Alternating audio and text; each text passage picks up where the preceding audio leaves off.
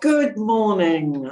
This is my take two. I do apologise. I tried to start the conference at 9:30, forgetting, of course, that with electronic conferences it can take a while, and we had said it would begin at 9:40 properly. So my apologies to anybody who's listening to me twice, and if anybody thinks they've missed anything, they haven't really, because I'll say it again now. So next slide, please, Lucy. Welcome to the conference. I made the point that we are Complete Careers, who are the people running it, are 7 years old this month, and I thought that was very appropriate because we are now doing primary work, and for the first time we are having this conference. Two key players in our company about the conference are myself. I'm Janet Hutchinson. I'm the overall career manager. And getting used to primary children was quite new for me, but I'm loving it when I work with them. And primary teachers are very enthusiastic as well. And our other key member of staff is Esther Cooper. You won't see Esther today, but she'll be following the chat. And she is our primary career manager, does things like organise it all, put together a newsletter, etc. And without Esther, we wouldn't have had a conference. So, next slide, please. This is what we hope you will learn this morning. A little bit about what Careers and Enterprise Company is doing with primary careers. We know there's a big contract coming out soon, but we don't know too much about the outcome there, but it's to work with disadvantaged primaries. We've got a couple of people coming to share some good practice that schools are already doing. We've got one of the authors of the primary framework and handbook, who is also a close colleague of mine and set up Complete Careers with me and a couple of others 7 years ago. And then we've got another speaker who has stepped in at the last minute, in fact, due to illness, who's going to talk about some primary resources. Throughout, if you want to ask questions, we've got the chat going, there's a Twitter feed, all things that I'm not ever so competent with, as you know from my starting early, but we will cope with, and we will do our best to answer questions towards the end of the morning. Next slide, please. Just to give you a little bit of background, what's really pulled us towards and into primary and given us a focus is our Career Mark Primary Award. This is a little bit of history about it. It began in 2014 when Gary Longdon, who still works with Complete Careers, though at the moment he's gone to see his family in New Zealand, he was beginning to develop a primary award that had been long thought about. By 2017, the first primary school had got the award. And initially it was targeted at just Key Stage 2. Partly because the Career Development Institute at the time had a learning outcomes that didn't go below Key Stage 2. However, we began working in East Riding, particularly with Sarah Fletcher, who I think is here. I think she just popped up on the chat, and realised that primaries actually wanted to do the award all through. So we began to work with that. Then obviously the pandemic hit, we put a bit of a difficult barrier for lots of things for quite a period of time. But underneath it all, there was still interest and the desire that primary career work was important because it's about raising aspirations, broadening horizons, challenging stereotypes and increasing motivation, all very important at primary as well as at secondary. And then by 2021, things were beginning to tick over again. There was a big project in the Northeast, and we did do some accreditation up there towards the end. There was also the new Careers Development Institute Learning Framework, which goes down to early years, and as I say, we will hear more about later. And we're very proud this September, we had no fewer than 20 award holders, as well as the same numbers working towards it. Next, please, Lucy. So these are the 6 learning areas, and if you're not familiar with them, they will pop up today, but they're worth thinking about. They are not all totally relevant all the time to primary learners, but a lot of them resonate quite well. Growing, exploring, creating, balancing life and work is something perhaps that small children are doing much of for themselves. And seeing the big picture, well, they can see part of it, and I always think the older that you get, the more of the picture you see. So next slide, please. What our award does, just to give you a brief overview, is it links to other things in schools. We've found that lots of primary schools are already doing lots of good work. PSHE, citizenship with other subjects, families, carers, the local community, the wider world. And the things that we're looking for you to identify and tell us about are what's the impact of your program? What are you trying to help your learners do? And I mentioned already, raising aspirations, motivation, broadening horizons, challenging stereotypes. Then you're asked to tell us how you lead and manage your program and what the content and range of the curriculum is. And we also like to make sure that you are ensuring that your staff, that's teaching and non-teaching, have some understanding of what careers, education, information, advice and guidance is. And there is a good thing from the Careers and Enterprise Company that can be a good self-assessment as a very easy starting point to see, are you likely to be interested in or ready to do this? Next, please.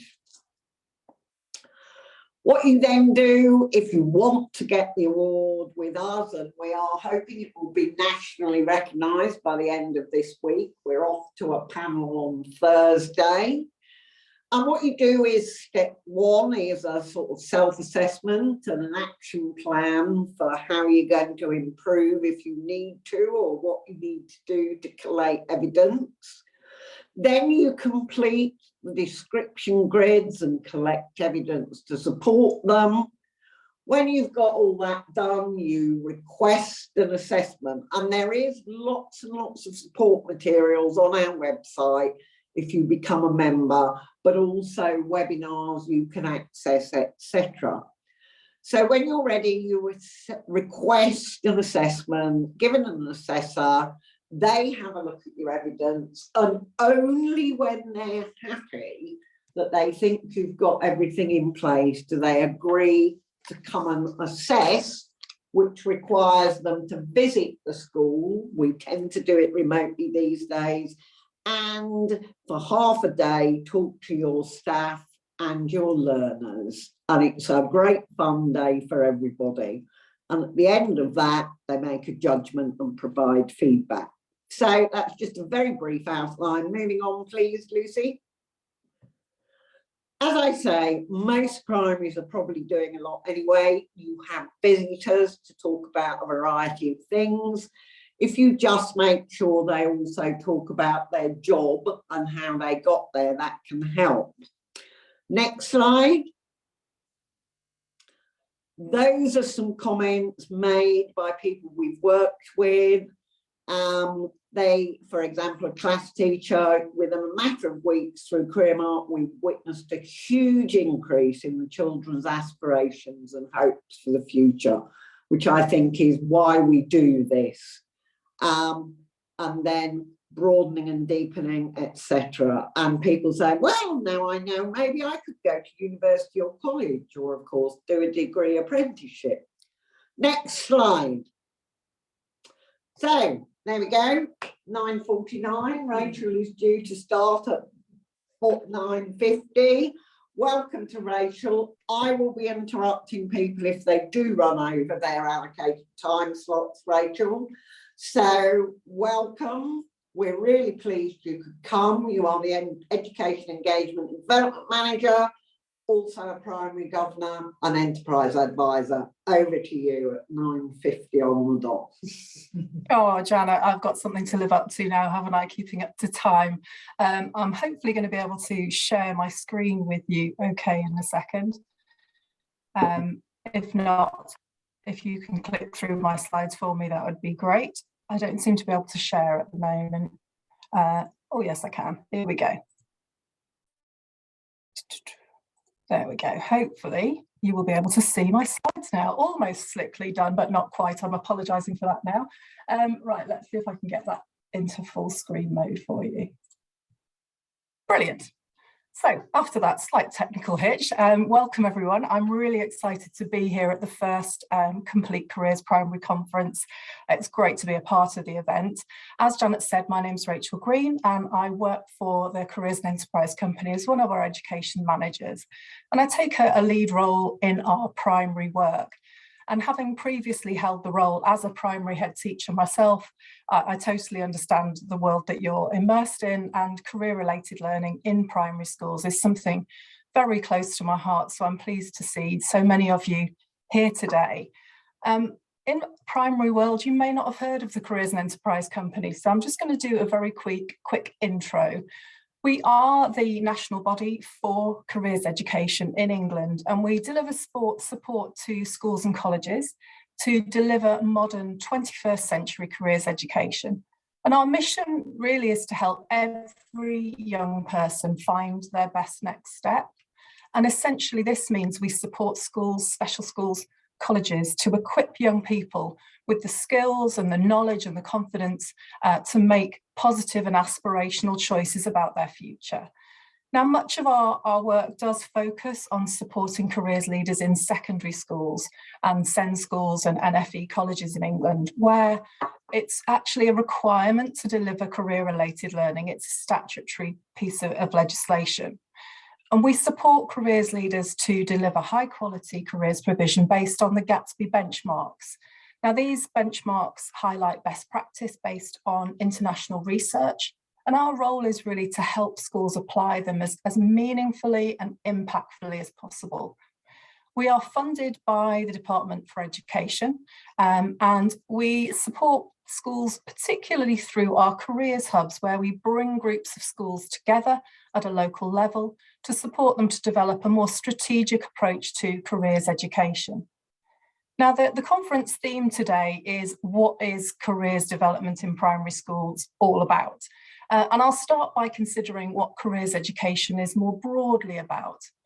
Now, our work at the CEC is all about supporting and challenging schools, colleges and employers, which really improves provision, closing gaps, and ultimately supporting better outcomes for young people. And our work looks to close two gaps: the opportunity gap that exists between pupils from different backgrounds, and the gap between the world of work and the world of education. In your conference pack, Complete Careers cited our overarching definition. Career-related learning in primary schools is about broadening horizons, challenging stereotypes, and helping them to develop the skills and sense of self that will enable them to reach their full potential.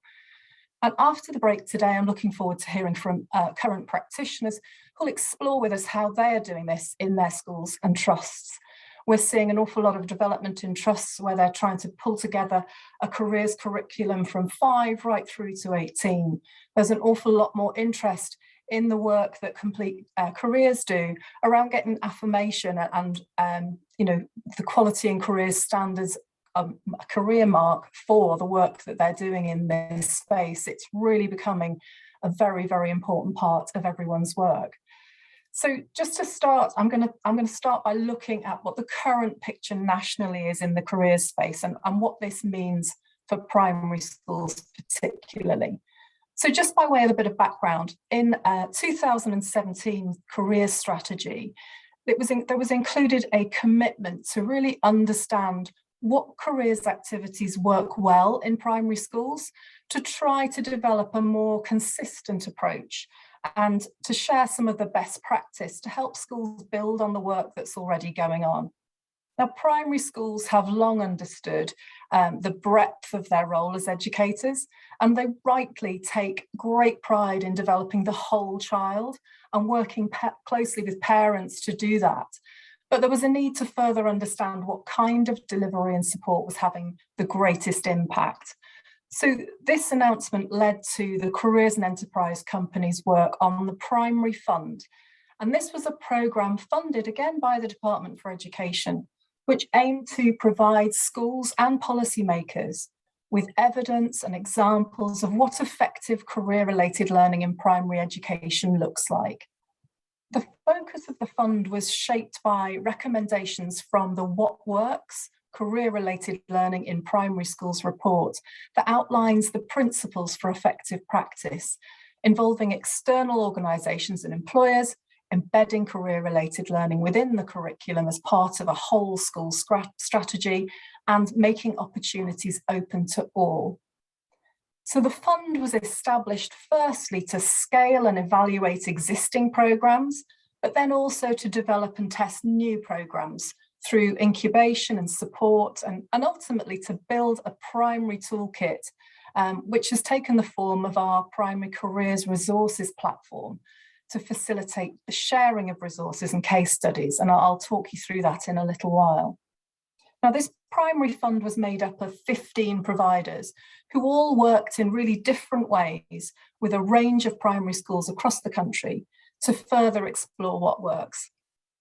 Now, some of the key interventions included the creation of networks and partnerships between schools, employers, and parents, career-related learning interventions focusing on challenging stereotypes, the widening of aspirations and increasing awareness piece, and then also continued professional development and support and resources for schools and teachers to be able to deliver career-related learning themselves. So very briefly, I'll take you through a few of the findings from our primary evaluation and the impact on children's understanding and aspiration levels. Now, like everyone has experienced, the impact of COVID was enormous in terms of delivery and the collection of data. But despite all of these challenges, the evidence still indicated some really positive messages around career-related learning. Excitedly, just 60%, just shy of 60% of teachers really identified a high or very high impact on their pupils' general school engagement as a result of career-related learning, with over half of them reporting that involvement in this work had had a positive impact on the pupils' wider attainment and progress across the whole curriculum. So you can see the impact of career-related learning is not necessarily just on aspiration, it's about the impact on their whole attitude to learning. Now, primary schools, as we know, are able to identify from a very young age those children who are disengaged, those who just don't recognise the value of education. And it's highly likely that these children will be the ones who, during their time at secondary school, will be identified as at risk of becoming NEET. That's not in education, employment or training when they leave school.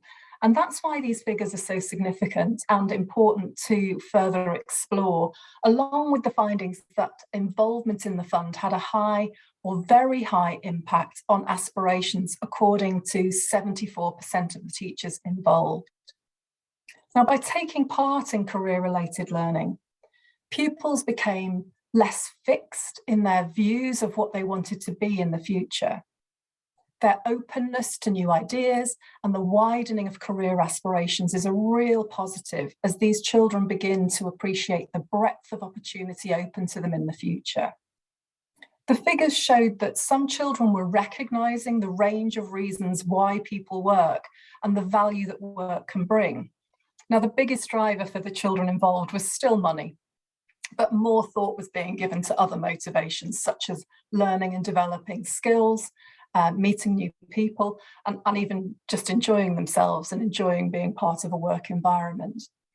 Now, those of you who are working with young people know that many, even in year 11, aspire to be famous, quite often without having done anything to set them off on this journey and no plans or ideas how to do that. They just want to be famous. And the career-related learning at primary school really helped young people to reflect on their life goals, with an increasing number, for example, looking to set up their own businesses, become entrepreneurs, rather than simply to become famous. And importantly, after the programme, children recognised that men and women are able to do the same job and felt less as if people like them didn't do certain jobs. So there are some really positive signs.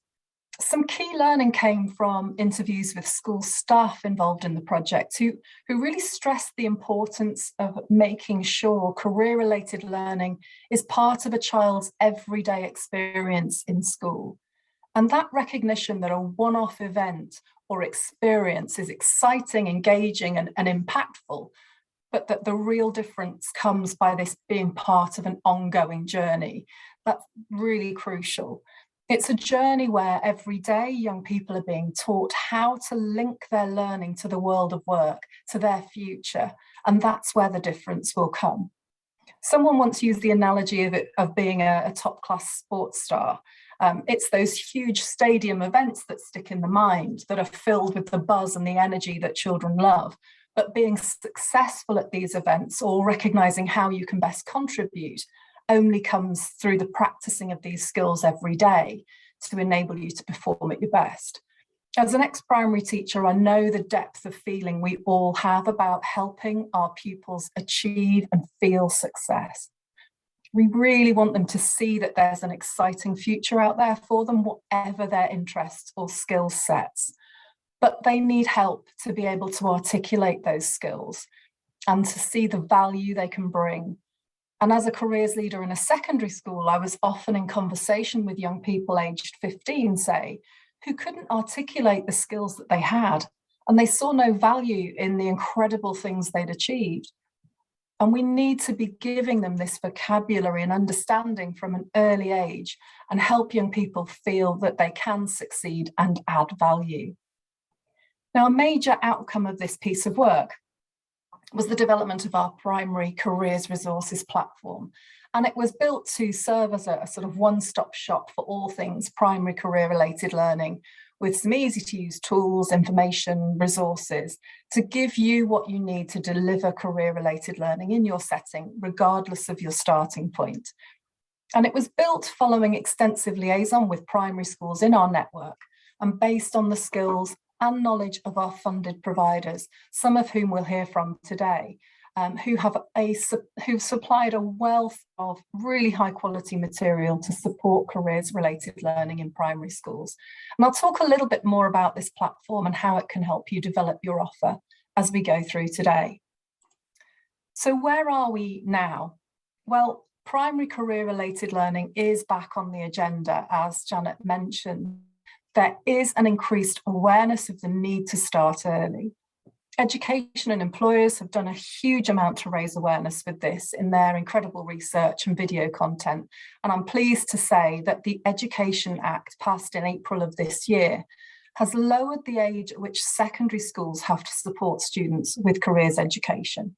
So this now needs to begin in year 7, really highlighting the need to start this work much earlier. And this need to start at year 7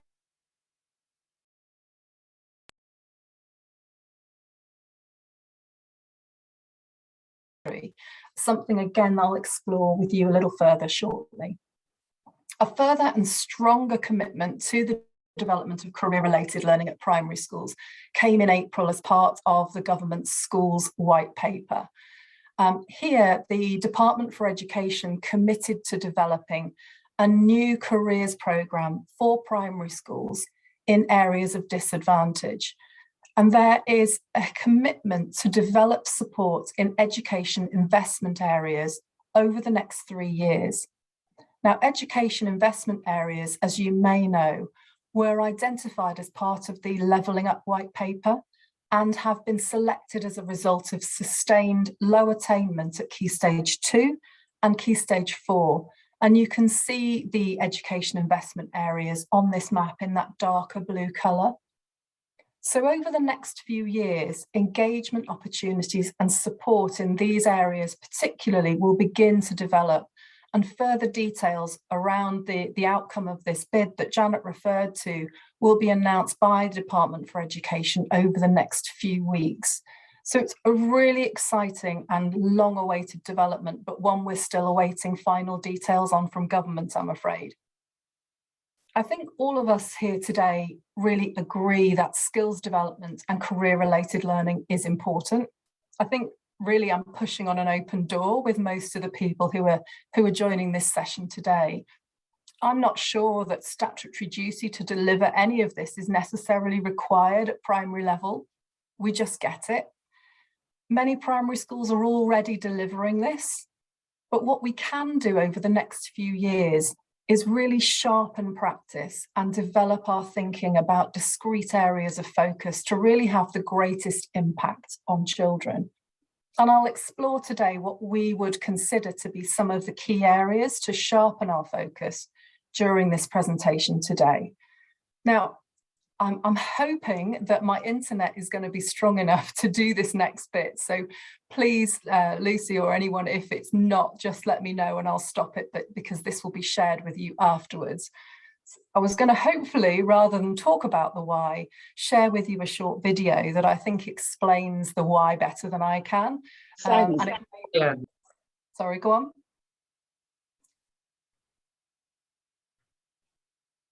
And it may be a resource that you would want to share with your staff or parents in the future. I can try and share it, and if it doesn't work, please let me know. From the moment a child opens their eyes for the first time, their learning journey begins. From learning to smile, speak, and move, copying is the most powerful way of picking up the wisdom and experience of other people. By the time children reach the age of 5, they are able to focus, think logically and creatively. By the age of 7, children start to adopt stereotypes based on gender, ethnicity and social background. And by the time they are 9, they start to abandon fantasy and stop believing that they can be caped superheroes, animals or inanimate objects. They start to become more aware of potential constraints on their futures. Every single day in a child's life has the potential to change who they are forever.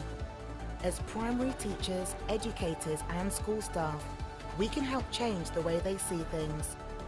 This is why we have developed a platform in partnership with a range of trusted providers that includes a wealth of free resources that can help you as teachers broaden their horizons, challenge stereotypes, develop a love for learning, and ignite their inquisitive minds about what their future can hold. Children's boundless curiosity and love of learning is where endless possibilities begin. Future inventors, creatives, leaders, skilled workers and scholars.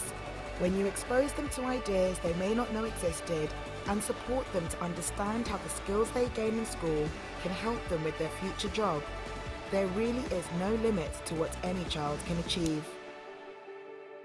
Let's help inspire them.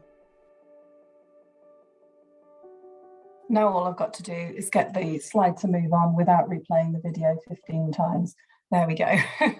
So if you are interested in taking the first steps into career-related learning, or you're wanting to expand on your current offer, where can you start? So I'll talk us briefly through a few areas, including basic principles that would be really helpful to understand where you are currently and the consequent best next steps and my recommendation for key areas to develop. So firstly, I would recommend you taking a look at some of the key principles for practice. Now, our work is based on some key principles and we believe there are 2 sets of mutually reinforcing principles which outline good provision at primary. And the first set of principles are derived from the What Works report that the Careers and Enterprise Company, in partnership with Education and Employers, published back in 2018. And the report identifies 6 key lessons of practice for career-related learning. And these help to really guide the strategic thinking and planning process when approaching careers-related learning in primary schools. And they're an essential part of ensuring a sustainable and manageable approach, really. So these principles are to ensure the support and involvement of senior leaders to really drive things forward, to start early and fully embed career-related learning into the curriculum. And as with all primary learning, activities should be personalised and differentiated, accessible to all, and to involve employers and parents. The second set of principles are the skills builder principles. Now, many primary schools already engage with Skills Builder using their framework to help develop those softer employability skills in pupils. But you don't have to in order to use these principles. Now, their principles outline the best practice in teaching those 8 essential skills and help to really shape and design the delivery of career-related learning. And their principles are to keep it simple, again, to start early and to keep going throughout life, to have a clear intent so that you can measure that impact of what you're doing, to focus in really tightly, to keep practicing, and to bring learning to life.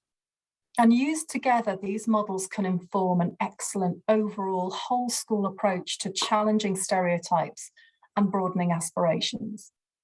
So wherever you are in your career-related development, school assessment quiz that Janet referred to is a great chance to reflect on your current situation and help to guide your thinking about your current strengths and areas for development. It's a key feature of the primary career-related platform and has proven really popular. And the quiz helps you to reflect on what happens in your school, and it's divided into 3 parts: exploring the planning, delivering, and the measuring. And I appreciate this is rather small font, but you can see some of the questions on here. And even if you're not aware of any current career-related learning going on in your school, it will spark ideas and reflection on current practice to help you recognise how much is already going on or what could easily be adapted to form part of a career-related learning plan. The quiz will help you think about long-term goals for your pupils' learning, to consider who could be involved in this work and small changes that could be made. So it's important to have a really clear and progressive plan for your pupils' learning in any subject. It's been a key learning from our work with secondary schools that having clear learning outcomes for each age or stage of development helps to ensure that learning is building on the previous learning, just like any other area of the curriculum. So I would encourage you to think that it's important to consider what you want the children to know, to understand, and to be able to do as a result of any programme of work. And once you have this intent clear, you're able to more easily demonstrate the impact of your work. Now we have several hundred resources available, including CPD for teachers, guides to engaging employers, full schemes of work for year groups, through to sort of ready-to-use videos and podcasts and resources. And they're all searchable by age range, employment sector, type of resource, to really help you find what you're looking for. Now, the resource you can see on screen is a top tips document to support you in embedding career-related learning. So whether you're a school starting out on this journey or you've made a start and already have an extensive careers programme in place, there are guidance points and ideas for you to consider wherever you are to help you really fully embed career-related learning. An area that I would really encourage you to start to sharpen focus on is, as I mentioned before, that point of transition between primary and secondary school. How could you potentially work more closely with your secondary school on career-related learning, particularly around this point of year 6, year 7? This is especially important following that announcement that I mentioned earlier. There are a few ideas on this slide for your consideration. For example, you may have already had some of your ex-pupils come in to talk to year 6 about what to expect through the transition process.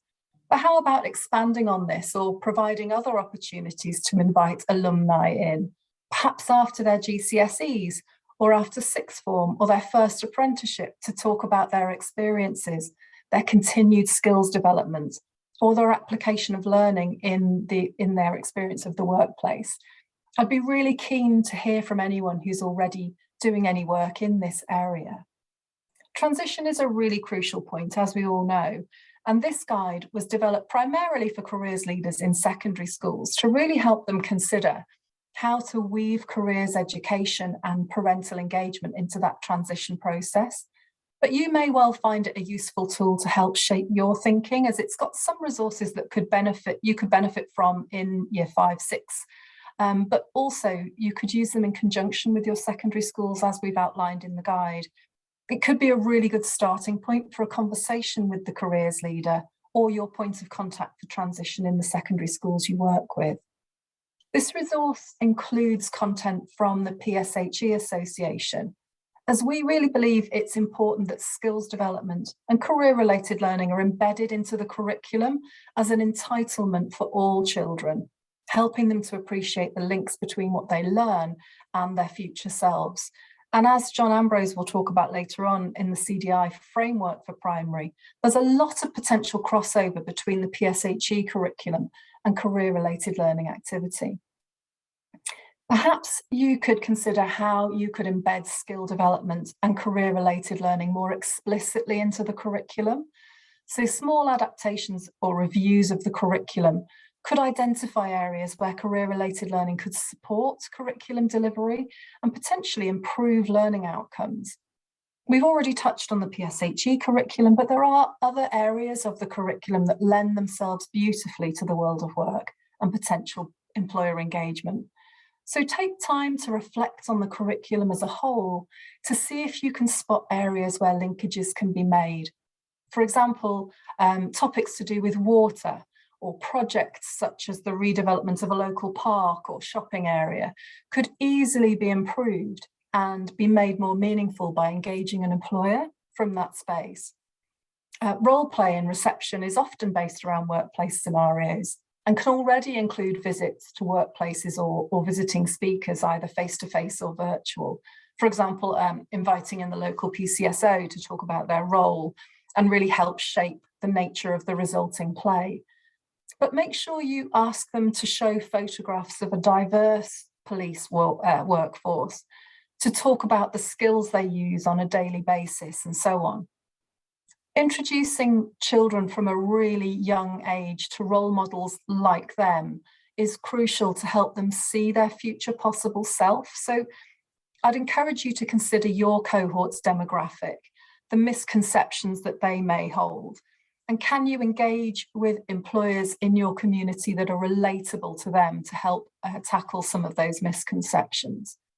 Consider whether the employers coming in to visit your children or the people they engage with on school trips and visits are really challenging stereotypes, raising their aspirations and helping your pupils see themselves in a positive future.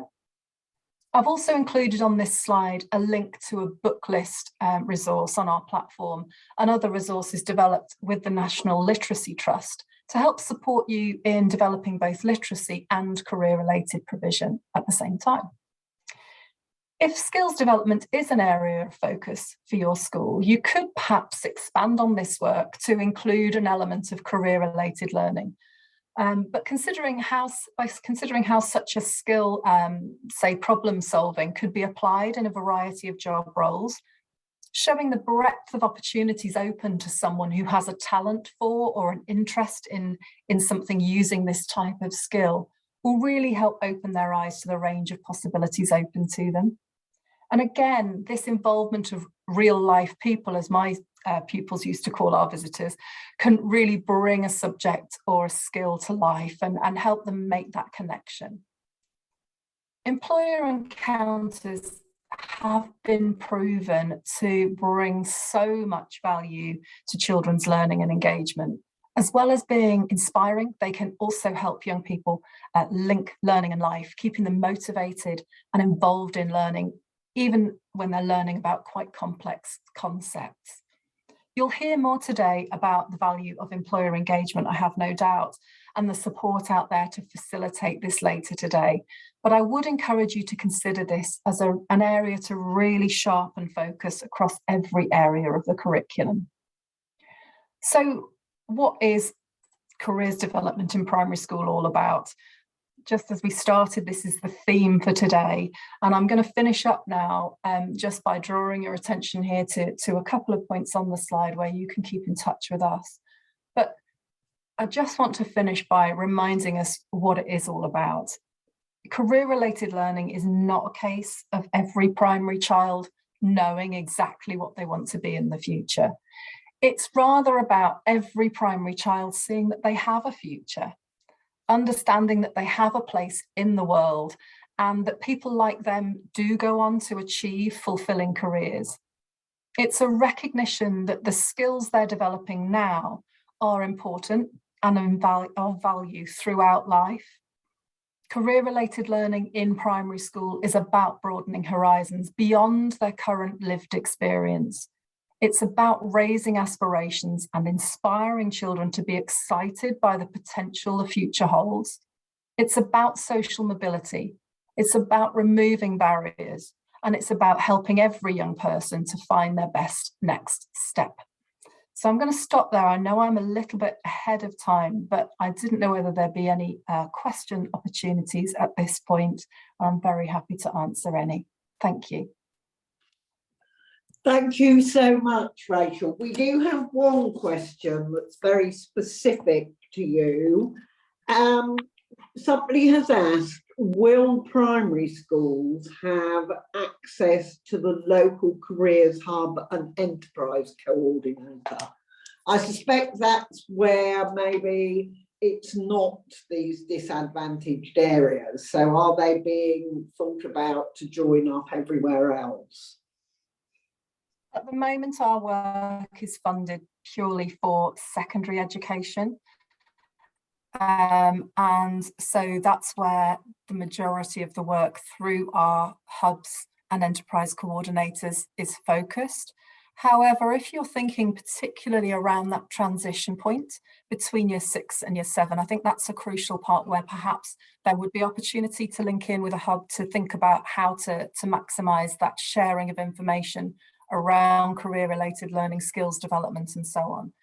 At the moment, we just don't know what's coming down the line from the Department for Education, and whether this work in our areas of disadvantage may lead in that direction. We just don't know at this point in time, I'm afraid.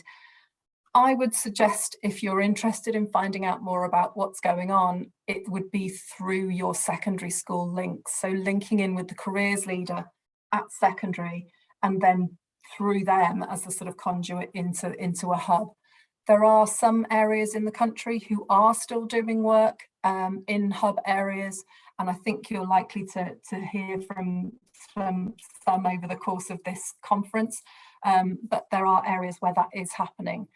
The other way is in through multi-academy trusts. So if you're part of a large multi-academy trust, there's potential to link in there, and many of our trusts are part of our community of practice at the Careers and Enterprise Company, and receive specific support for trusts as well. So that's another route.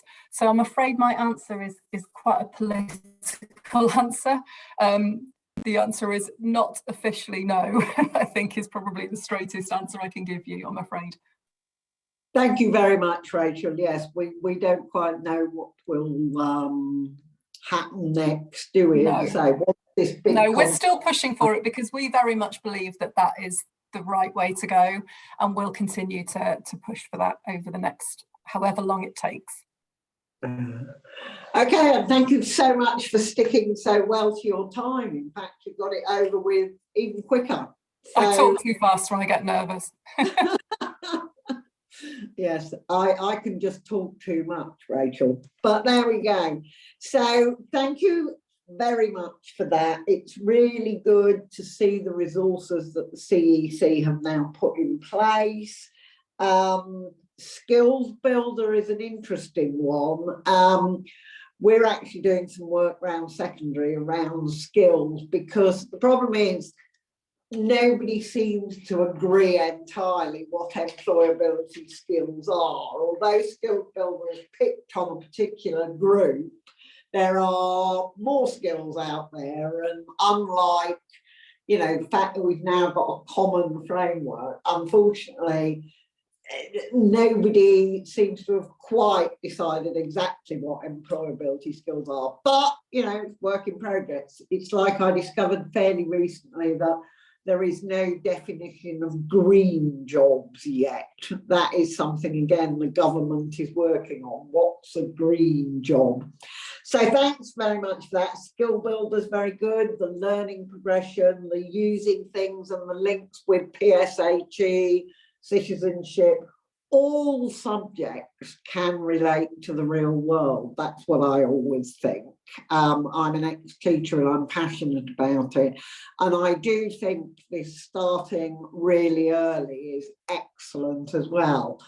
There is also evidence way back, Scotland report, Careers Scotland 2004, admittedly done in secondary education, but said that if people, young people had a sort of destination in mind, then their motivation and attainment were improved. And I think the What Works has showed that at a primary level very much. So, you know, we're delighted with what's going on, aspiration raising, motivation, you know, we're delighted with the number of people here. Has anybody else got anything specific they might want to ask Rachel just this minute? Please unmute yourself and ask. Rachel is trying to connect to audio on my screen, but sometimes it takes a while. If not, I mean, again, put things in the chat. We will come back to them. And what we can do is, it is now a screen break, I believe. So thank you again, Rachel. You know, we're delighted you could join us. We're really pleased that, you know, the primary work is progressing. I think we might actually be observing our panel on Thursday when we're hoping to become nationally endorsed. So please be positive about us if you get a chance to say anything. Okay, so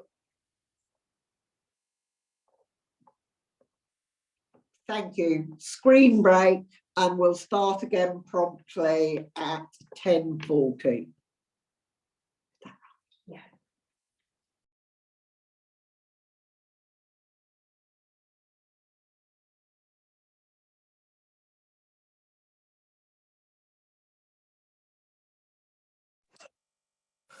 Welcome back, everybody. I hope you've managed to get yourself a nice cuppa, comfort break, answer the door, taking the dog for a run. I don't know, whatever you've done in your 10 minutes.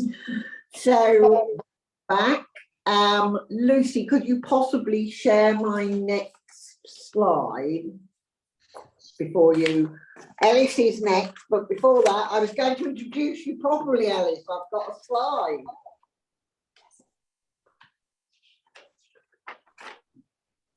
Yeah, you recognise the name. That's it, Lucy. Thank you. If you can just, that's all right. I think it start slide show from the current slide or something, but don't worry. So next we have some sharing good practice, which is, there we go. Sorry, I'm going to get a coffee fit if I'm not careful. I'm going to introduce you both at once. So Eris, if you start running over, I'll tell you you've got to stop to let Kim come on. But we have Eris, who is the Strategic Career Lead from the Priory Federation of Academies Trust, which is a locally based trust. And we've worked with Eris for quite a while. And then we have Kim Tanner, who is a primary careers lead at one of the Ormiston Park academies, who we've worked with for a number of years and recently acquired the award. So over to you first, Eris. Thank you, Lucy. Thank you, Janet. And in the camp of talking too much and talking slowly, I'm firmly in the camp of talking too much. So definitely do siren the klaxons if I am overrunning in my session. I'm going to do the conference rite of passage of trying to share my screen whilst babbling on. just bear with me. I'm navigating Office 365 as I do this. So hopefully you will be able to see my slides now. Just shout at me if you can't see them, because I cannot see you. Mine's a white screen, so. Yeah, we've got a white screen now, Ellis. Yeah, as have I, which doesn't bode well. There we Now go. we've got the beginning of your PowerPoint. Here, this looks That's better. Can you That's see me now? it. Perfect. Thank you. So yeah, thank you everybody. Like I say, I can talk too much, but fortunately, Rachel's session earlier covered so much of what I would have liked to have spoken about. And it was a really, really informative session in terms of those practical things that we can do, what careers education does look like at primary. So my role, I'm Eris Potter. I am the Strategic Careers Lead for a multi-academy trust, predominantly in Lincolnshire. We do have a school out in Leicestershire. What that means is in my role, I'm involved in the primary and secondary careers education through both phases, overseeing the provision and really setting that strategic direction for what career-related learning looks like at both primary and secondary phase. And it is really timely. I know there's a lot of things running around primary career-related learning, but actually very recently I was talking to the University of Lincoln about their tertiary careers education, so what they do in higher education about careers, and talking to some of their employers about postgraduates going into their businesses, particularly our COVID graduates who for 2 years spent a lot of their time learning from home. And it's very interesting, it's fascinating to hear both tertiary education and employers really lay blame to the previous phase for a lack of skills, for a lack of preparation, lack of knowledge about careers. And I suppose the reason I'm telling you is that is I think today what I want to do is really start to shift that. And if we start at primary, we start to shift that perception that it is the phase before us, it's their fault for a lack of preparation. Because if we can get this right, we're really raising those foundations, that baseline of skills to deliver careers effectively through those penultimate phases. So yeah, my strategic role, I think like Rachel alluded to as well earlier, is really to sharpen our practice and really to start to embed our practice in the why are we doing this, what are we trying to get from it, and really ground it in the research that exists and in that best practice. So what I am going to talk today is really as a trust, what are we doing regarding primary career related learning? And I think that word journey is crucial. It's a journey we're going on. We're very much at the start of our journey. It filled me with dread that Janet was introducing me to talk about good practice. Really, we're here to talk about our practice. We're on a journey. And what I hope is that what I'm going to share today, certainly our strategic ambition, our vision for primary career related learning, I hope it will serve or inspire as a starting point for others in terms of what this could look like, particularly in the context of developing a 4 to 19 careers curriculum, that all through careers curriculum. So just a little bit of background on the trust from which I'm talking to you from today. We are a trust of 12 academies. 6 of those academies are primary academies. 1 of those is all through, and that's probably with them at the top there. And we also have a special school all through as well, primary through to secondary. So we have the 6 primaries, we have a secondary, so we have a lot of opportunities to try and embed our primary career related learning. Now I've highlighted primary with them not just because it's an all through school, but really because that's where we're starting with our journey. We're working really closely with primary with them to define and design what our primary career related learning curriculum is going to look like. So we're starting in one place with the view to then rolling that out across all of our academies. And the reason we're starting there is also because of that opportunity to develop it as that all through curriculum. It is an all through school. We have an opportunity to talk about careers from age 4 all the way through to age 19. So as a trust, we do also have those 6 secondaries within the federation. We have apprenticeships provision. We also have the home of the Lincolnshire Skit. And the reason I'm telling you that is really, I see that as our opportunity to really present these pathways to our students at age 4, that there are apprenticeships in the future. There's opportunities to train to teach in our county. There's lots of opportunities to really showcase where career related learning can come in. So we are fortunate in our position that we have these secondaries, we have this structure within the trust. But again, something that Rachel commented on in her keynote is we would encourage that collaboration with secondaries, and we'll be encouraging that within our trust as well. Is collaborate with your secondary academy. I think it's clear from Janet's introduction that secondaries have got this statutory obligation to deliver careers. They've had to deliver careers for longer than primaries, but I think there's some mutual learning that we can get from that collaboration, working across phases, working between primary and secondaries. And that's something that we're certainly doing, and we'd encourage you to do as well. So this slide, really, what I want to do is set our stall out. What are we trying to achieve as a trust with our career-related learning? What are we trying to do when it comes to career-related learning in our primary academies? Well, first and foremost, we want to audit what's actually happening. And again, this has already been mentioned. We know that there's already evidence of good practice across the primary settings. We know that it's being delivered. What we don't always know is how is it being captured? How is career-related learning captured at primary level? And is it happening, but it's not been defined as career-related learning? I think it was Janet who said, just talk about careers when you're with different employers, when you're bringing people into your schools. Talk about the careers that are linked to that profession. The other thing that we're really keen to know, I will talk more about this later on, is talk about those skills more. Is talk about what skills are you developing and how can that influence your future career? How can that influence your future destinations? But ultimately, the reason we want to do this is to evidence that we're not starting from scratch, and nobody will be starting from scratch when it comes to career-related learning at primaries, because practice is happening. It's just how we're capturing it and how are we going to better define it as we move forward to sort of a clearer plan for what career-related learning looks like. We're also really keen to embed it. And when we talk about embedding, there's multiple benefits. I think the first one is it helps us save time. Career-related learning is not a bolt-on into the primary curriculum. We're not trying to squeeze in another session for primary careers.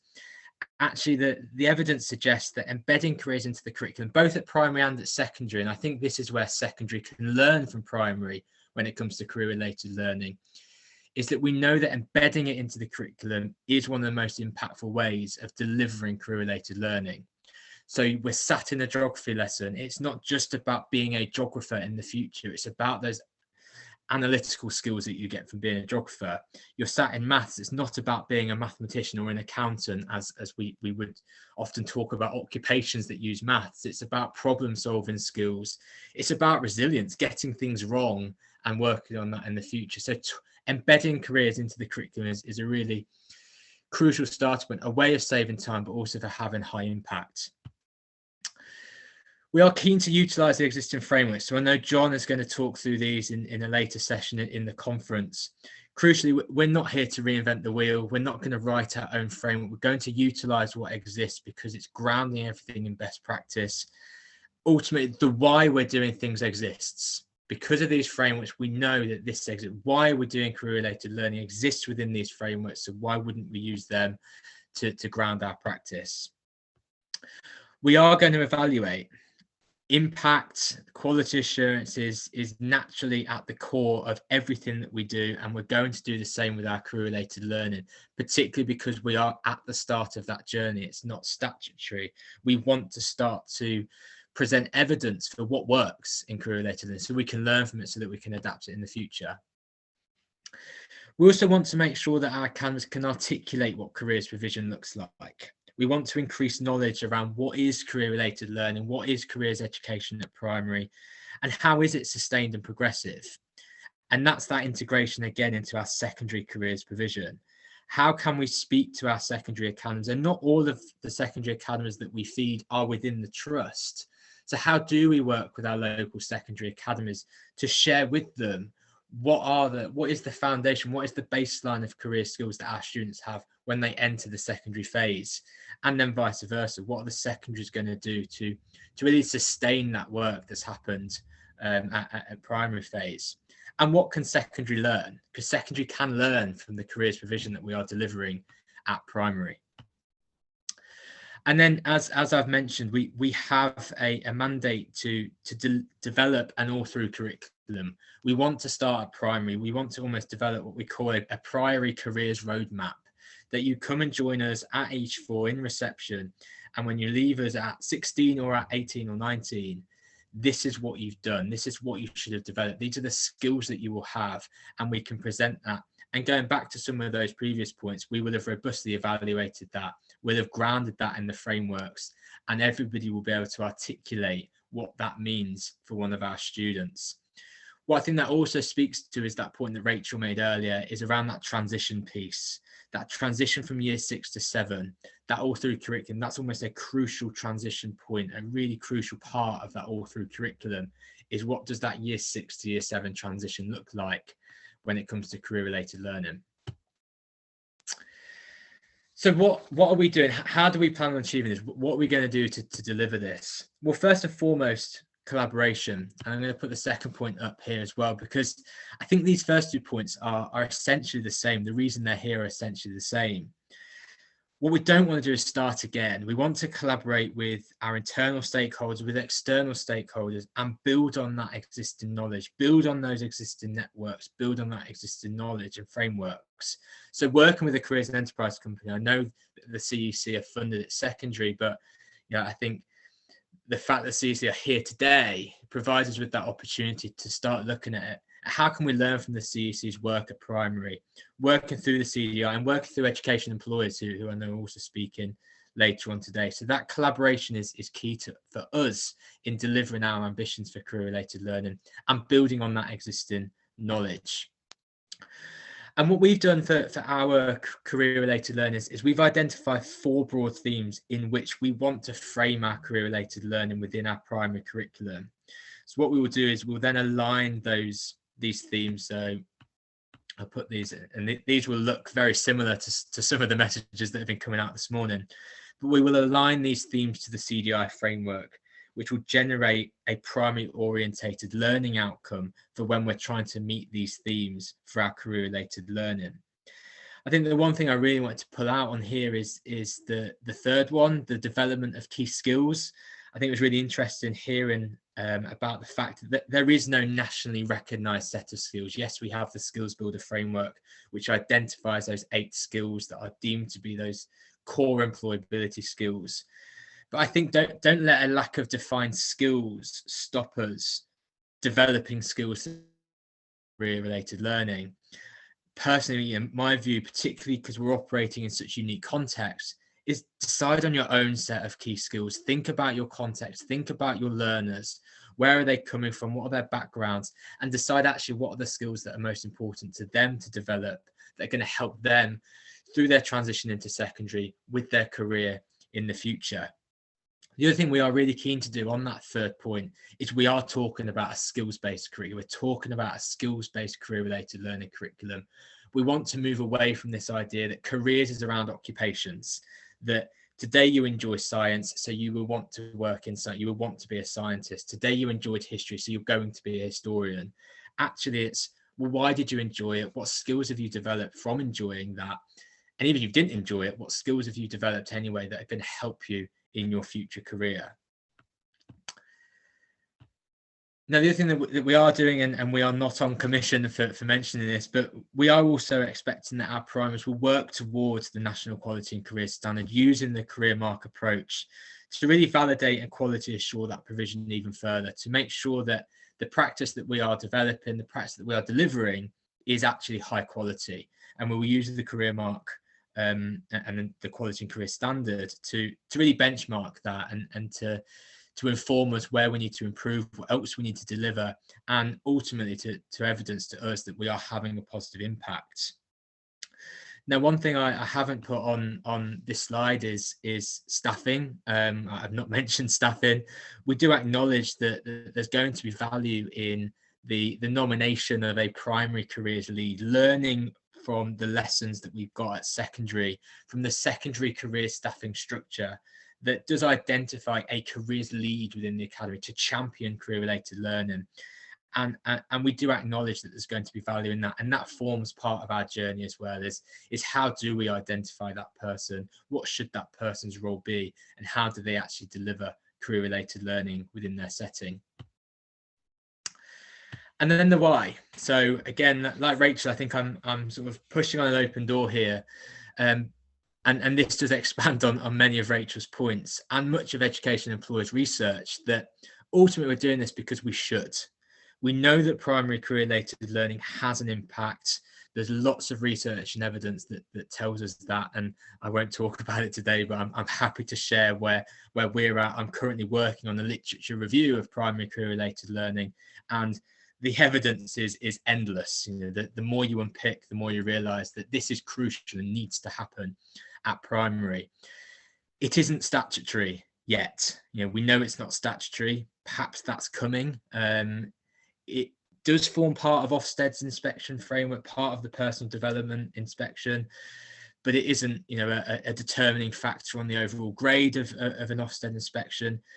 But we aren't doing this for Ofsted. We're not doing this to meet the statutory guidance. We're doing this because it matters to our learners, and it's the right thing to do by our learners. I think that's really crucial. We're also doing this because we want alignment. We want to bring an equity of opportunity across our trust, across all of our primaries, not only to help with the efficiencies in terms of time, in terms of delivery, in terms of identifying the best resources, but we want to identify the absolute best practice to make sure that every one of our learners at age 4, at age 7, receives almost the optimum offer for career-related learning.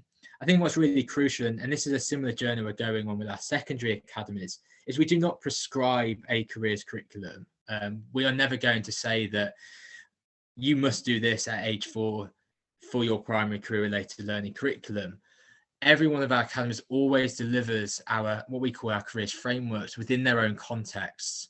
So what is it that needs to be delivered within each of those academies that is specific and bespoke to the type of learner that they have? But what we do want to do is we do want to align that approach to make sure we have that equity of opportunity, to make sure that we are learning from each other, and to make sure that we are sharing that best practice. We do want that joined up approach. This almost sounds like a broken record around the primary and secondary joined up approach, but we do want that to happen. We want that integration between our primary and secondary careers curriculums, ultimately so that that provision is sustained, it's progressive. We don't stop at primary and they start something completely new at secondary. They don't go into secondary and start doing the same thing almost in exactly the same way. We want it to be sustained, we want it to be progressive, and we don't want the two to operate in silos.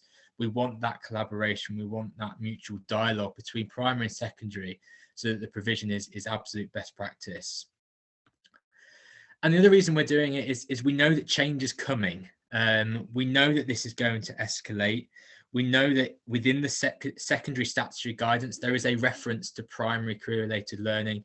Janet's spoken about the contract that's out, and Rachel said, you know, we should know in the next few weeks who will be delivering on that contract in those education investment areas. It was referenced very recently in the Careers Education Select Committee, talking about, well, would actually starting in primary schools make a difference? And I think the resounding answer is yes, of course it would. So we are expecting this to change. We are expecting change to come and greater emphasis and structure to come when it comes to primary career-related learning. So what I have done is I've shared some of the helpful resources we found so far. This is a snapshot. This is not a complete list. It's not exhaustive, and it does seem to be ever growing. But these are what we've used as a real starting point, but also the resource that we've used to frame our work, to frame the work we're doing within our primaries. This is what we've used as our starting point. So when the slides have gone out, so you have access to these links, but these seem to be the areas really for us that have been most useful as we move forward our plans, as we move this sort of strategic ambition into an implementation plan for our career-related learning.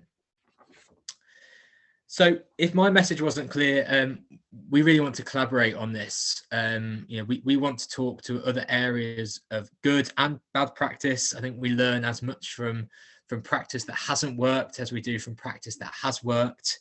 And we want to share, you know, where we're at on our journey and how can we collaborate. So ultimately, please do get in touch. Please do speak to us. In my role, I think it's a condition to be nosy about what everybody else is doing. I'm really, really keen to talk about career-related learning, particularly in the primary context, because it's new, it's fresh, it's exciting. So please do get in touch. But that is all from me. I don't know how I've kept to time. I think, Janet, do you want me to stop sharing? Thank you so much, Alice. That's really useful. Picked up various points there. The importance of context-based. Sorry, I'm hiding myself behind my computer.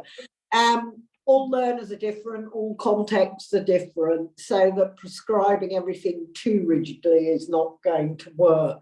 I think the transition element is also very interesting.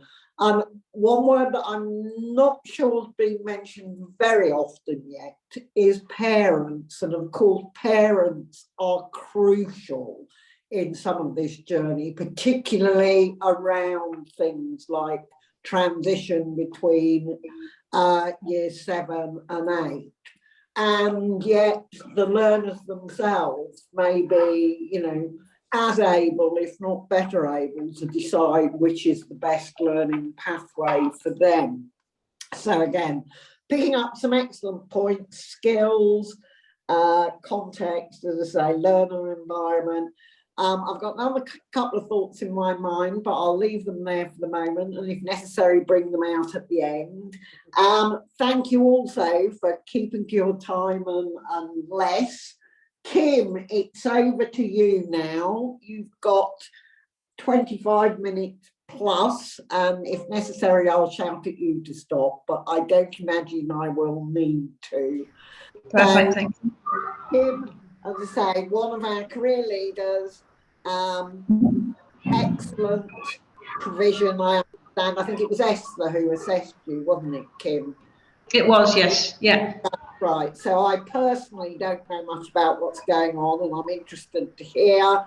But over to you, and thank you very much for sharing. Okay, thank you. So, can you see my screen? Can you see my slides?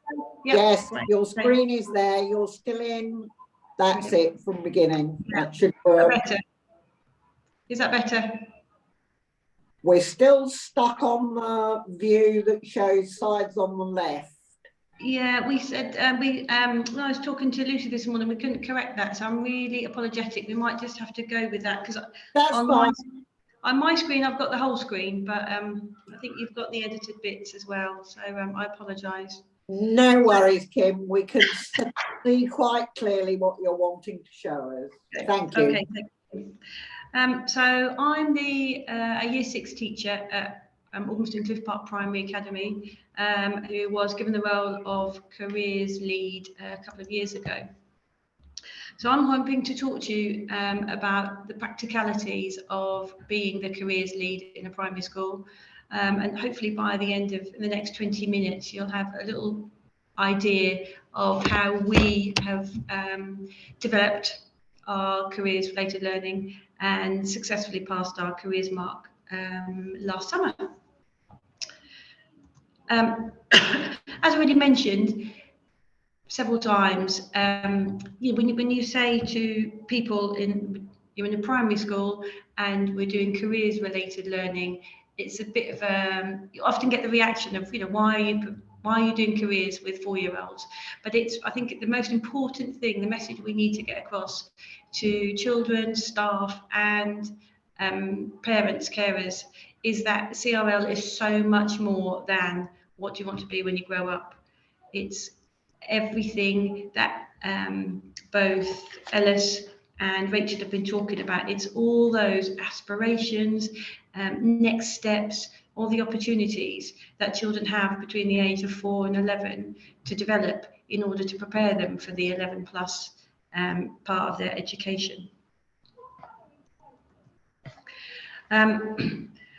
I bet if we all went back to our childhood and somebody asked us what we wanted to be when we grew up, we wouldn't have the answer to that question either. And as teachers now, it's almost impossible for us to answer questions for children when they say, I don't know what I want to be when I grow up, what do you suggest? Because we don't know what career opportunities are going to be available for our children in the future. You know, the world is developing at such a rate, and children leave us at the age of 11. You know, they're going to be in education for another 5, 6, 7, 8 years. What opportunities are going to be out there then, we can't possibly foresee. So I think it's crucial that we, in primary school, we increase the understanding of roles and careers. There are opportunities in the future for these children, but I think we need to start with looking at our children about their strengths and their interests, and actually develop themselves as a person, and seeing where their journey will take them. So this is part of our vision statement, because as already mentioned this morning, we don't want to be reinventing the wheel. It's about thinking what you already have in place in school. This is our vision statement in school. So we all want to inspire children. We all want to broaden horizons. We all want to increase self-esteem and challenge stereotypes. I think it's quite standard practice for any primary school. So I think one of the most important things we need to get across when we are starting our careers related journey is making sure all adults and children involved realise it's so much more than just which job you're going to do when you leave school. Kim, sorry, Kim, just to interrupt. So we're not seeing the slides move on. So Lucy's just going to load them up from here, and when they're up, so maybe stop sharing screen, and then we'll see Lucy's, and then it might just be about asking Lucy to move them on, if that's okay. Sorry about that. No. That's okay. Thank you, John. We were just picking that up here as well and trying to work out the best solution. That's the first. So what slide, do you want to move that on, Lucy? Yeah, if you can go on to the next, the one after that, please. Thank you. Lovely. So Thank you very much. Don't Thank you. hear me, it's all right. I made the first blunder, so don't worry. About preparing children for their futures. So this is we said about the inevitable question about what do you want to be when you grow up, and it's careers related learning is so much more than that. If you could move on, please. Thank you. So this is part of our vision statement, as I mentioned, about inspiring children, broadening children's horizons, increasing their self-esteem and challenging stereotypes. All of these things are related to careers related learning. And it's ensuring that all adults involved understand that from the start. Okay, so could you move on, please? Thank you. I think one of the most important things when you start this process is engaging staff, because this careers is not something you can do alone, and it needs to be taken on board by all staff in school. It has to be the whole school approach. It's too much work for one person. But I mean, just as already mentioned, you just need to really look at what you have in place already. Everybody is very busy at work. Schools are very, very busy places. But the majority of the work I found was already going on, and it's just identifying that as career related learning rather than just part of the PSHE curriculum, part of the behaviour policy, just those other little bits that we do. So I've just put a little list here of places I started. So our PSHE lessons, overcoming new challenges, is something we ask children to do virtually every day. Working alongside others, again, a daily challenge for any child between 4 and 11 is to get on with other people. If they're working in groups, working in pairs, sometimes you might do cross-phase learning. All of those opportunities are could be recorded for your careers mark, if that's what you're going for. PSHE lessons are full of identifying opportunities for children to recognise their strengths and next steps.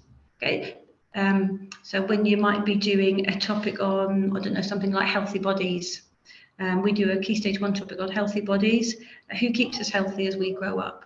So one of the, that's a nice, easy way to make sure that a career opportunity is identified. We do a lot of work with our Year 6s and our Year 2s to transition in July. All of that is careers related. Yeah, all of those skills that they're thinking about what they want to do when they get to year 3 or their transition to year 7, all of those activities can be identified and used for careers related learning. We're trying to teach our children to be good citizens. Every day our children are expected to adhere to the behaviour policy, rewards that we use for certain things, consequences. We need to be punctual, we need to be respectful of other people. All of those daily expectations are skills and personal qualities that children are developing. And I think it's really important that children need to see that those things are going to go with them when they go to high school, and those expectations are going to be also expected in the workplace. So that all the time they're developing, even from the age of 4. Okay, next slide, please. Thank you. So as Elis explained, whole school, it has to be a whole school, and I think it was Rachel that mentioned about whole curriculum approach too. When I took on the role of careers related learning, a lot of staff were concerned about the workload. So we took the first step of reassuring to look to see what we had already in place. We then developed the next step, which was to make sure that careers related learning was apparent throughout the building. So displays started going up in public areas, might have been linked to the Great Fire of London in Key Stage 1, and then there would be a display of something to do with fire officers today. Classroom displays, I made a template, I'll show you in a little while, a template of career displays. So that's expected in every classroom, and it just changes with various topics. So it's just got a picture, the skills that you might need in a particular career, and any personal qualities those people might have. We've got an alumni display. Children always remember their primary school. They always go back to those highlights of their primary schools. And you'd be surprised how many high school children still pop back just to say hello. Catch them quickly. What are they doing now? What are their interests? Are they doing A-levels? Are they going on to university? What are their aspirations? Take some photographs up in the corridor, things like that. Younger children love to see older children and what they're doing now. We've also, in our school, it was quite it was quite straightforward. We had several teaching assistants whose children had been to this school. We even had one teacher who'd been to our school. That's a very Norfolk trait, I'm afraid. And so we were able to put those on display as well. Janet mentioned parents. It's a great way to get parents involved. Any parents that went to your school, what are they doing now? Are they running their own business? Have they, joined military or different organisations and things like that? Pictures, a few words about what they're doing, how they got on that journey. It's just making children aware of opportunities that they will have in their future.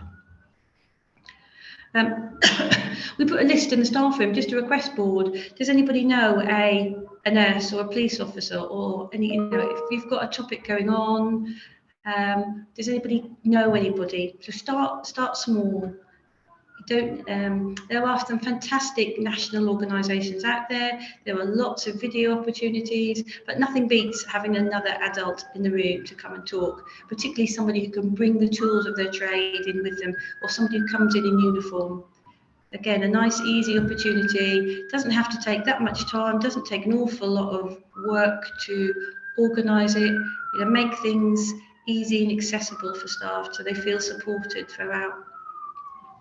Look again at existing pupil roles you already have within school. We have a school council, play leaders, you may have sports teams. All of those opportunities are available for children in school and existing. If children want to become on the school council, do they apply for it? Is there a formal process that they have to go through? Again, this is preparing them for the skills that they might need in the future. Processes that they're going to have to go through, like interviews. again, it doesn't, things that were already in place in school, a slight adaptation, and it's all fantastic evidence for your careers mark. Assembly themes. We had a careers themed assembly each half term. We were lucky enough to find a link to school, somebody who worked for FIFA, who used to come to school.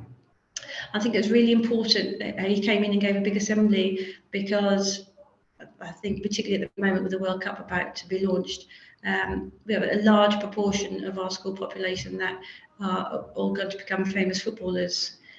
And nobody wants to burst their bubble and spoil their dream, but the majority of those children may not be able to follow that path. However, there are many other careers available in football and sport, and he was able to come in and share with the class, with the assemblies, to say, I sat in this hall, I played for our school football team, and I now, I'm really good friends with Gareth Southgate, and I travel the world working for FIFA. I don't play football, but I do this, I do that, I do this, I do that. It's lots of opportunities, just locally as well as the national opportunities that are out there. We latched onto things like special days and special weeks. So anti-bullying week, we had a little focus on getting along with other people, being in a group of people that you might not be friends with, but how do you work together? How do you overcome those? Why are some people leaders? Why some people not want to be a leader, but they still need to be included? All of those are skills that we are dealing and teaching children every day. And they're all valuable skills that they're going to need to take them on the next step of their journey. And we also held, every year we held a careers week, when we have a drop down from the normal timetable, and we do careers in maths, English, all across the curriculum. We'll have a careers day where children are encouraged, and staff are encouraged, to come and dress up as their ideal career or their possible future career. That's another way that gets parents involved. It's a great publicity event as well. It's a whole school event, so the older children can see the younger children joining in, can see senior leadership team and possibly alternative careers they might have wanted in the past. Yeah, but that was a great fun week to do. Go to the next slide, please. Somebody mentioned visits and visitors earlier. Again, visits and visitors are going on all of the time in primary school. So if you're going to a museum, fantastic, your dress up day to do the Tudors, Victorians, whatever it's doing, but at the end, maybe have a quick Q&A session with the museum curator. What is it like to be a museum curator?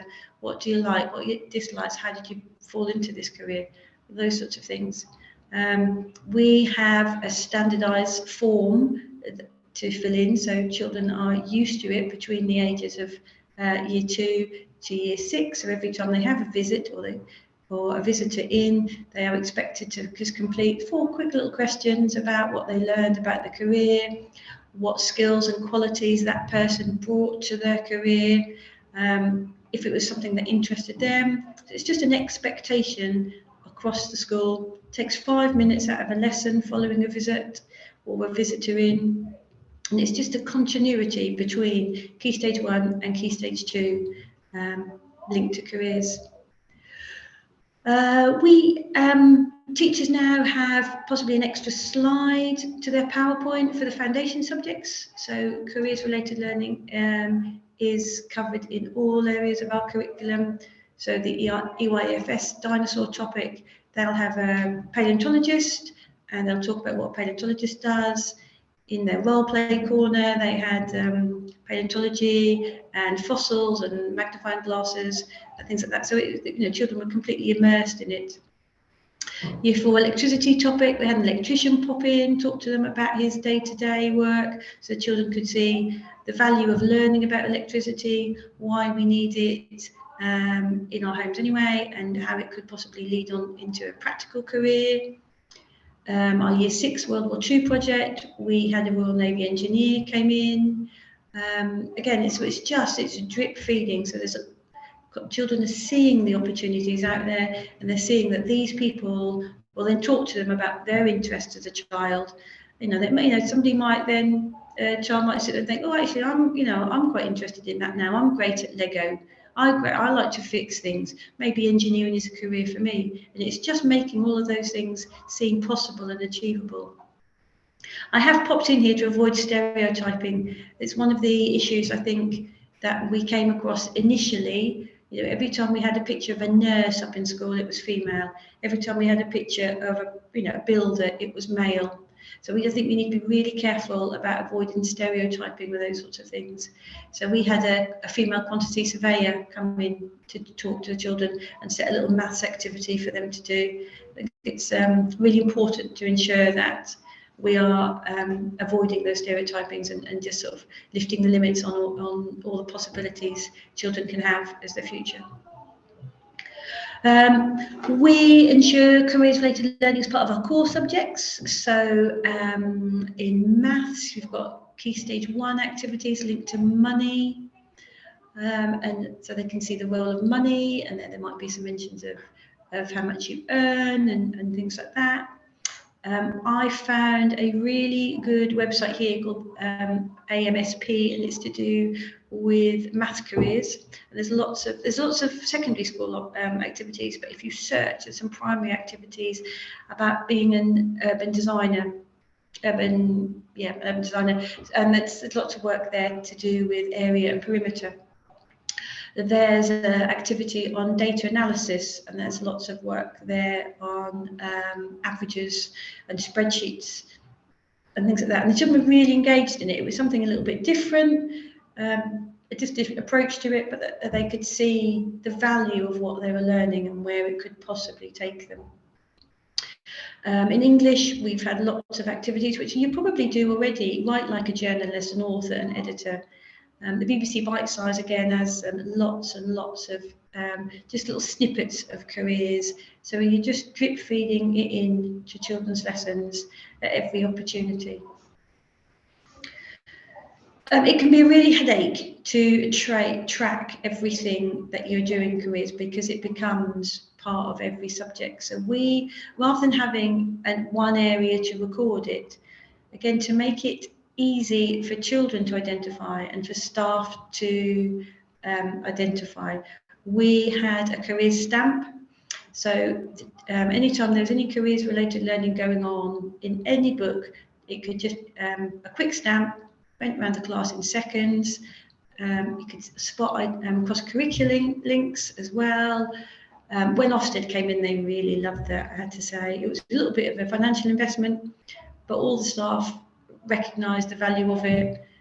The children could go back and see links they'd made as well. So so that's the way we went forward with it. So rather than having it all recorded in one place, it's where it's in the history books. You can see it in the RE books. You can see it in the PSHE books. You can see it in the maths books. And then finally, some enrichment opportunities. Again, things which are going on in school all the time. STEM visits. We have visits to our high school linked to STEM. Yeah, using a quick opportunity to talk about careers in science, sporting competitions, personal trainers, all those sorts of things. They're all developing children's expectations and raising their aspirations. Of the next step of their learning journey, and that's something that I think is key to us in primary. We had our year sixes in the summer term, post-SATs. We're trying to keep them occupied. We used the Virgin Make £5 Grow scheme. The children had to be entrepreneurs. They had to come up with their own business ideas. There are lots of opportunities like that out there. Again, all fantastic experiences for children to learn from. Thank you. If you go to the next slide, please. Thank you. Role of parents and carers. It does need to be a whole school approach. It needs to get adults on board. Quickly, children need to be able to parents need to be able to help their children identify their strengths, their interests, and their aspirations. We sent out a parent survey quite early on, asking parents, how confident they felt with talking to their children about future careers, how they felt about careers related learning going on in school. We had a careers related learning section of the newsletter. There were links on homework. So again, it was a drip feed. So children were seeing it every day. Parents began to see it quite often. And just so everybody became on board. We held a careers day, as I mentioned earlier, when children came dressed. We had a dress a potato competition. So, you know, if parents didn't want to go into an entire outfit for the children, they would just dress a potato. And then we had a project, you know, we had another careers day when children made a home built project on a career that they would possibly be interested in. And we had a few discussions about that, about the competitive nature of parents, and actually it might be the case where some parents have done more work than the children. But then we decided, was there really any harm in that? Because if all the time the children and parents are talking about what they want for their future, it all had to be a positive experience. Thank you. Next slide, please. So preparing for assessment. Your schools will have made a financial commitment, so time should be allowed throughout the process. So take time in staff meetings to reassure staff, to support and to share good practice, to share ideas. Again, let's not reinvent the wheel. Make sure you've got subject leadership time to photograph displays. Photograph, photograph, photograph. It's the biggest thing I can say, the biggest help you're going to have when you are preparing for any assessments. Photograph displays, evidence in books.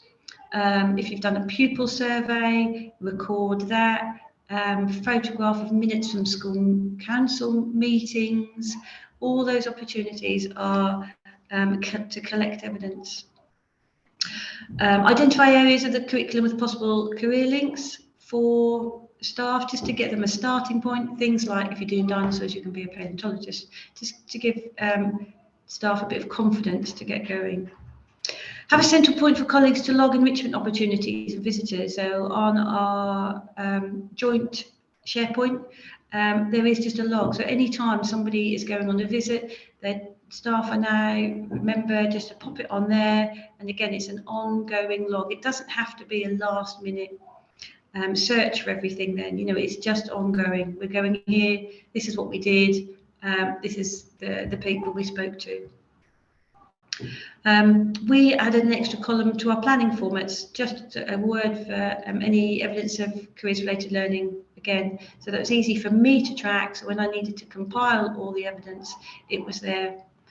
Any references in governors meetings about the fact that careers related learning might be part of your academy development plan, anything to do with raising money for trips, anything like that. Pupil voice, we did a pupil voice beginning of the project, and then towards the end, so we would do to come to assessment, so we could see the clear difference. The children were so much more confident in talking about their own strengths, their aspirations, what they wanted to do next, things they enjoyed, things that they found that they thought possibly they had been interested in, and maybe they were no longer interested in because they'd taken a different journey. And then we also did a parent survey to gather data to see how confident parents were, and that helped guide us into what we needed to do next steps for us as a school. You've got 2 minutes, please. Yeah, thank you. That's fine. So just really quickly, so the next 2 slides are just, just the next one. This is something I gave to staff, and it was just for them to, they could record where they may be ticking off these strands. Now this is from the old CDI framework, so it's something you might want to do earlier, but again, it just made it nice and easy for me to be able to see, and for teachers to be able to see what they'd covered lots of and where the gaps might be. Thank you. Next one. And then this is one of our normal planning formats. And if you see in the end column, we've just got a little tiny, just pop the word careers on there. So all that staff had to do was pop in one word there. Okay, thank you. If we just got a couple of displays at the end. The next slide, please. So this is what our school looks like. As I said, that careers is throughout our school. We've got displays in the corridor. We've got our classroom displays. We've got, you can see the little stamp on the maths work and the one in the middle there. The next slide, please. We've got children holding interviews with each other, and then we've got larger hall displays to do with our careers day there. So it's just making sure children are completely engrossed in careers and every opportunity. Thank you. That's it. Thank you, Kim. That was absolutely brilliant to hear what is going on in your school and the focus there coming out about one of the elements that I think sometimes doesn't get talked about enough, which is the self-awareness that learners need to know the sort of person they are, what are their strengths and qualities, as well as the opportunities available to them and so on. So that was absolutely brilliant. And again, if there are questions, we'll come back to you. But Kim, inspiration, absolutely. Thank you for that. And Esther for picking you. She obviously knows when she spotted a gem. And as you say, you know, there's so many people you can involve. Right, 10-minute screen break or I'll be running over and then we'll have the next one.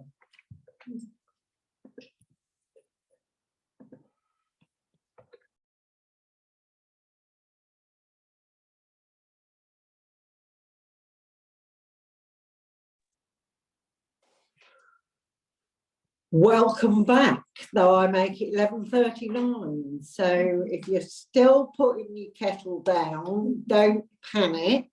But we are now going to hear from John Ambrose, who is a director at the CDI. He is a director of Complete Careers. He is an author of a variety of papers, documents and whatever, but I think one of the things he enjoys sharing is the Bonkers Book of Jobs, which primary schools might find interesting.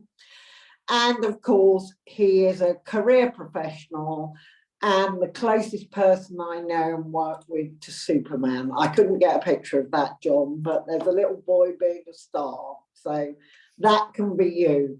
So again, over to you, John, and if you're getting close to the end, I will, as I have done previously, cut you off, or at least warn you I'm going to. So thank you. Wow, what an introduction. Thank you so much, Janet, and welcome everyone. So absolutely thrilled to see so many of you commit your time today, and also to huge welcome to those that are accessing through the recording too, because we know that you're all very busy. We know that you access CPD in a variety of ways these days. So a huge welcome. I'm essentially going to be talking to you today about frameworks for career-related learning and to help you to think a bit more about some of the national guidance that you might find useful to be able to structure and scaffold your career development in primary settings. I don't think I need to do a lot of this anymore because Janet's done it far better than I ever could. But what I would say here really is that I've been involved in career development now for 20 years. And, you know, over the last 10 years, we've really seen this emergence of the need for career development to start a lot earlier and into primary schools. And we've got Primary Futures talking, a little bit later, and again they pioneered a lot of the initial research around career development from 2009, and I think that really helped the world wake up a little bit to think, well, careers need to start a lot earlier, and to help people really understand what careers actually is, and probably also as Kim mentioned, equally as importantly, what careers really isn't. And it's not just about what do you want to be when you're older in a primary context. So, I mean, that inspired us to write the Bonkers Book of Jobs. It's more for age 8 to 12-year-olds. And it's just about getting people excited about work, realizing that there's so much fun that people can have, and it doesn't have to be dull and boring. And that, you know, there's so much that you can do in loads of different pathways, and try to really broaden those horizons. And also the main part that I'll be talking about today is about the work that we've been doing with the Career Development Institutes to be able to develop the first primary frameworks outcome for career-related learning. So that's ultimately the main part that I'll be talking about today. So first of all, obviously we've had Rachel's session earlier on from the Careers and Enterprise Company, and I think it's really important, you know, just to pause for a moment, just to remind us all exactly what it is that we're talking about in career-related learning in primary. And this really came from the Careers and Enterprise Company in that introduction to primary careers paper that came out back in 2019. So it's that broadening horizons. It's about challenging stereotypes, developing skills, and developing a sense of self that will enable them to reach their full potential.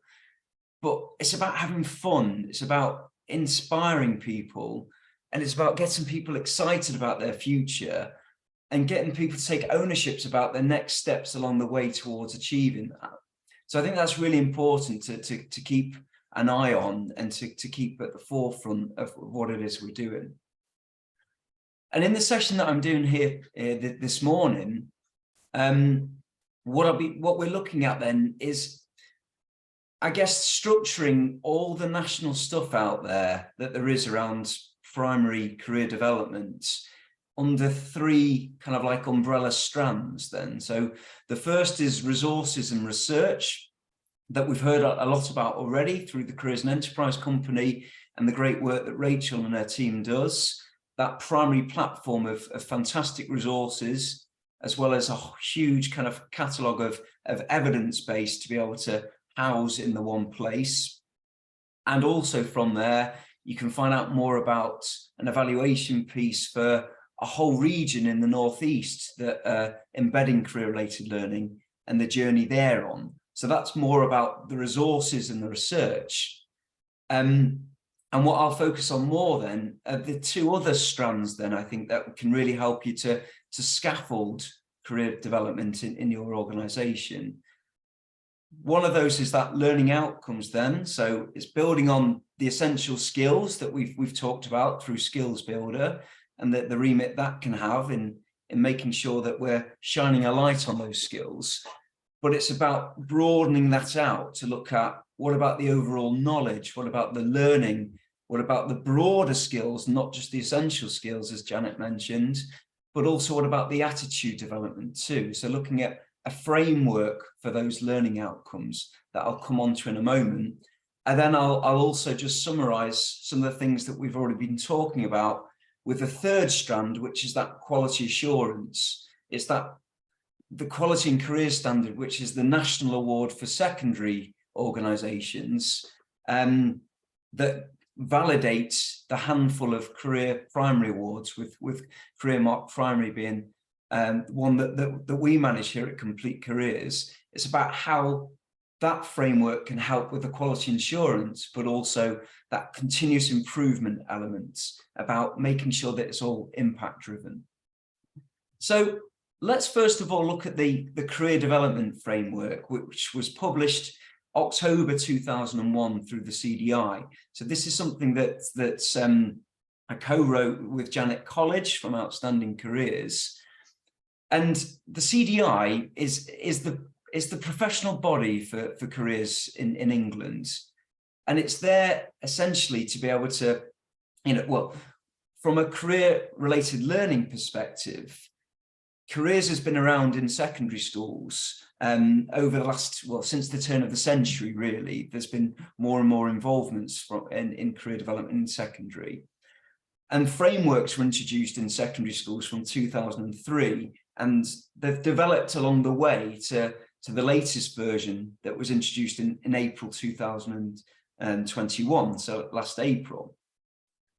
But throughout that process, so as Janet mentioned, I'm involved with the CDI, with the board there, and as good as the new framework was looking, it was just a bit disappointing to see that it was starting still at age 11, which is Key Stage 3 to Key Stage 5. And there's a huge missed opportunity potentially to to not get involved with the good work that's going on in primary. So Janet College and I, we talked, and we fed back as much as we possibly could that secondary is too late. We really need to start introducing this at primary. So when there was an agreement there, we then had to go on and write this framework. So it is the very first carnation of primary outcomes. So we're not pretending for a moment it's going to be perfect, and we know that it will evolve and improve over the years. And it'll only do that through people like you using it and feeding back to us about the purposefulness of it, and also the relevance of some of the outcomes. So what is that framework then? Well, it introduces this lifelong career development framework. So from early years to key stage 5, so from age 4 to 19, and the CDI is working on an adult version too. So that same language, those same kind of overall aims, from kind of like kindergarten to grave, as it's described in other countries across the world. So that early years, key stage 1 and key stage 2, for teachers, for parents, for support staff, for community to be able to understand the same language and speak that same language. And over the next few slides, you've got the link there to the framework, but you can also just Google or search engine CDI primary framework, and it should come up straight away. So why have a framework? I think really partly is that what we've been discussing already is that we're all doing career-related learning in primary, and we're all doing some activities and we're engaged in that, but it's about making sure that, you know, it's based on evidence, it's based on a clear intent for what it is that you want your learners to be developing in terms of what you want them to know, what you want them to be able to do, and the attitudes you want them to be able to portray. So clarifying what that looks like, using that unifying framework with the same kind of language, areas, aims and outcomes for career-related learning, helping you to embed career-related learning into your primary school, and that basis to be able to engage the wider community to say, we want you to come in to talk on this part of the overall program, and helping you to be able to essentially to knit it all together really. So the framework has got 5 sections to it. So the start is like introducing careers in a primary context, helping you to get that evidence base to your senior leaders and head and governors to bring together some of that research to link across to the Careers and Enterprise Company, and to introduce just what careers in primary really looks like. Then it's the nuts and bolts of the main purpose of the framework, which is setting out those learning areas, the aims and the outcomes that are recommended, are embedded from age 4 to 11, so early years to key stage 2. It's then about some practical advice about how to lead, manage career-related learning in the curriculum. And then it's about looking at what it looks like in practice with some case studies there of how it works. And finally, some resource links there for further information, where we can bring in a lot of the resources from the CEC's directory and say, well, this is the learning area, this is the outcome, and these are the resources that can help you to be able to introduce this in your organization. So that's the kind of like the makeup of the framework. And again, another signpost there to the link. I just want to spend a moment now. Janet flashed this up on her first set of slides, really, about the CDI framework and the learning areas. So these are those 6 learning areas that are universal, the same language from age 4 now to 19. So from that early years through to key stage 5. And it's about growing through life, then helping learners to really get a sense of who they are, their identity, their values, what's important to them, their interests, helping them to explore possibilities, to really get curious about the world. What are the opportunities in learning, and what are the opportunities in work, breaking down barriers, broadening those horizons, managing career to be able to really get that sense of like personal agency and ownership, to be able to really want to get on and do this, to plan for their future, helping them to be able to find out more about what support's available along the way, and how can I then engage with people like employers, alumni, personal networks, etc., to be able to create those opportunities. But then also, how can I learn that work is just far more than money?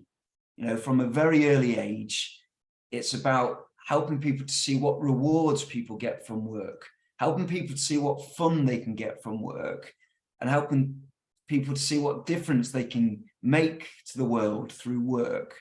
But also recognizing that there is a balance, as there is with school life and fun kind of thing. It's about getting that balance right. And finally, it's about seeing that big picture too. So to think about some of those huge topics of the world, about climate change, about technology, and all the things that are happening in the world, and just thinking about what impact those things have on their own career pathway and future, but also how their own future and career pathway could really help to shape and influence some of those big topic areas really too. So it's about looking at it at a macro and micro level. So for all those 6 learning areas, there are kind of like sub outcomes that can help break that down. So for example, this one is about managed career. So I think it's the 3rd learning area. And you can see there that in the framework, this is a screenshot from the framework, that you've broken that learning area down to 5 sub outcomes. And you can see how that's developmental, from that sub outcome from early years through to key stage 1 through to key stage 2, some suggested learning activities along the way for that, and some resources to support the implementation of it. So you can see how you break down an aim, and obviously those aims are the same language in key stage 3, 4, and 5 now. So you'd see that just growing in complexity across the years, so that you get this sense of this overall like spiral curriculum then, where again, I think this was taken from that managed career learning area. So you can see from a very young age, it's about being aware of people who can help. So that could be in class, it could be people that can help at playtime, or people that can help at home or in their community, right the way through the years as you look to think about, well, who can really be enablers for me with my career, direction? So what kind of employers can I engage with? How can I seek feedback from work experience and things to be able to continue to develop? So looking at the same area, but building up through the years to be able to introduce that knowledge, skill, and attitude, and develop it along the way, so that we've by the time they leave the education system, they're ready to start to utilize that knowledge, skills, and attitudes. So the outcomes framework obviously has the outcomes in the learning areas, but it also has that advice then, I guess, to be able to lead and manage career development in the curriculum. So helping to be able to frame things from using the outcomes to be able to develop a clear intent in your primary school. So what's the vision? What's the mission that you're trying to do? That hopefully it might be that something like that career-related learning definition that we looked at the start. So that can help to shape the vision or the strategy or the overall intent. And also, the actual learning areas can really, and outcomes can help you to start to think about, well, what's that look like when broken down? And only really from that intent then can you then start to look at the activities you're already doing, but to be able to refine those, to be able to build on those, to be able to deeply embed those through the implementation, the learning and the teaching, the curriculum design, the support from parents and carers that is absolutely crucial, as we've already discussed today, and making sure that things like contributions of employers come into this too. And obviously from that part, then you can start to look at that overall impact. When you've got outcomes, you can be able to say whether or not those outcomes have been met or not, or if there's further work that's needed for development. So that's for the evaluation. And it's that model really of plan, do, review, of intent, implementation and impact that translates really nicely through to that second framework that I was just going to touch on, that we've discussed quite a lot today through the actual schools. And this is about the quality assurance part. And so the quality and careers standard is that validating body in primary schools for a handful of awarding bodies, with Career Mark Primary being one of those. And we've got 40 schools that either have or are working towards Career Mark Primary. And essentially what they're doing is they're going on a journey to help them measure the impact of career-related learning on pupil development, to help to develop the structure and the process for leading, for managing and delivering career-related learning, to look at the content and the range of the careers curriculum, and to make sure that staff that are involved in it, not just leading it, but involved in it, have got the right kind of knowledge to be able to get on board with the journey for career development. So those are those 4 standards of Career Mark Primary to be able to develop that plan, do, review approach. What I'm going to do now is going to be quite brave and see if I can go across to a video on our website from one of our award holders that just shares their journey of how they're using career-related learning and Career Mark Primary. So let me just play this, and hopefully you can see this okay.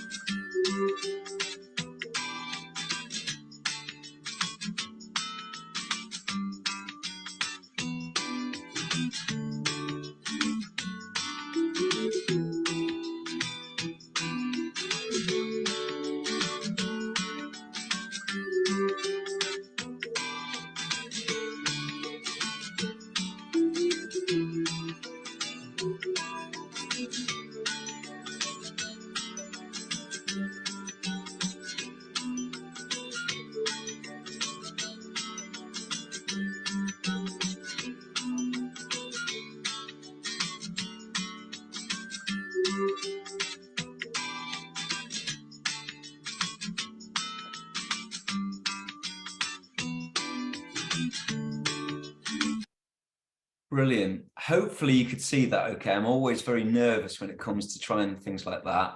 And hopefully it's come back through to my slides just to be able to finish off. and I'd hope that somebody shouts out if it's not done so. But we've back at your slides, and you've got about 2 minutes, John. That's perfect. Thank you, Janet. So, I mean, through things like that, you can see it's about, when you know what you're doing, it's a really good opportunity to be able to really use the creativity and to look at all the things you're doing across the school, because it is a case that you're doing probably about 80–90% of it already. And it's just sprinkling that magic careers dust on it to be able to really give that sense of reality and relevance to their future lives. And that's something that's really powerful through the career mark assessment process, that our assessors see some fantastic things and they can bring that into every assessment to think about examples that they see. Janet's already shared this slide then. It's about, you know, the impact it makes to obviously to senior leaders, to class teachers, and obviously most importantly to the pupils too, about what people say about that. So I'll skip past that slide and I'll come on to the final thoughts really, which is, it is that you're doing a lot of it already. So it's about those small tweaks to give curriculum areas that careers inspiration dimension. Engaging with those frameworks, that they are non-statutory. That Career Development Institute one that I shared is the first version of it, so it won't be perfect, so you can engage with it, use what works, lose what doesn't, and engage with us to let us know how we can continue to develop that. Getting community involved. Think about where careers can feature in existing themes that we saw from the video there. It might be British values, it might be Words Week, it might be things that are more about awareness days or weeks or months too. So these things happen all the time in primary, but there are real opportunities to be able to maximize the potential for it. And remembering that career learning really works best where it's real and it's interactive, and it encourages people to be curious and inquisitive. So, Janet, I'm going to hand back over to you there. Hopefully I haven't overrun. Well, thank you everyone for listening, and I'll be around for questions a bit later on. Thanks very much, John. There you are. You lived up to making everything work and pulling it all together. And the fact that we've used the same slides, I think it shows we're coming from the same direction about how other primaries feel about it. So our final speaker this morning is Lisa Carey. Lisa, thank you so much. I believe you stepped in at 24 hours notice to cover a colleague. I believe you are the project lead for Primary Futures. And I've just put some pictures there of resources being used to help with sort of the idea of career learning in a variety of ways. Again, you have 25 minutes. If you're in danger of running over, I will prompt you when you're a few minutes from the end. But thank you very much, Lisa. Over to you. Hello, thank you so much. I think a lot of pressure now to keep to time and make sure all my technology works well. So let me just try the first challenge to share my screen.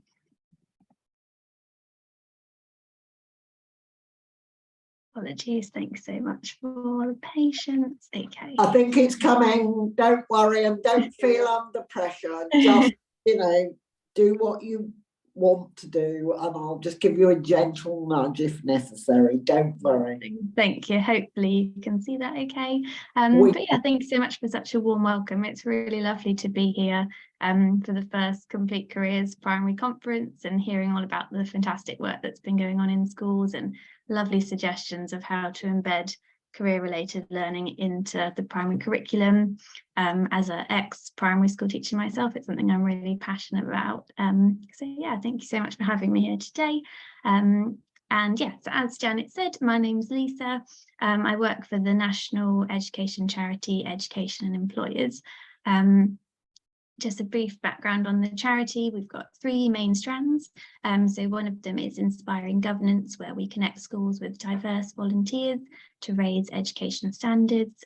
We also connect schools with a wide range of volunteers from the world of work to raise aspirations of both secondary pupils in our Inspiring the Future programme and our primary school programme, which is Primary Futures. And as Janet said, I'm the project lead for the primary side of our programme.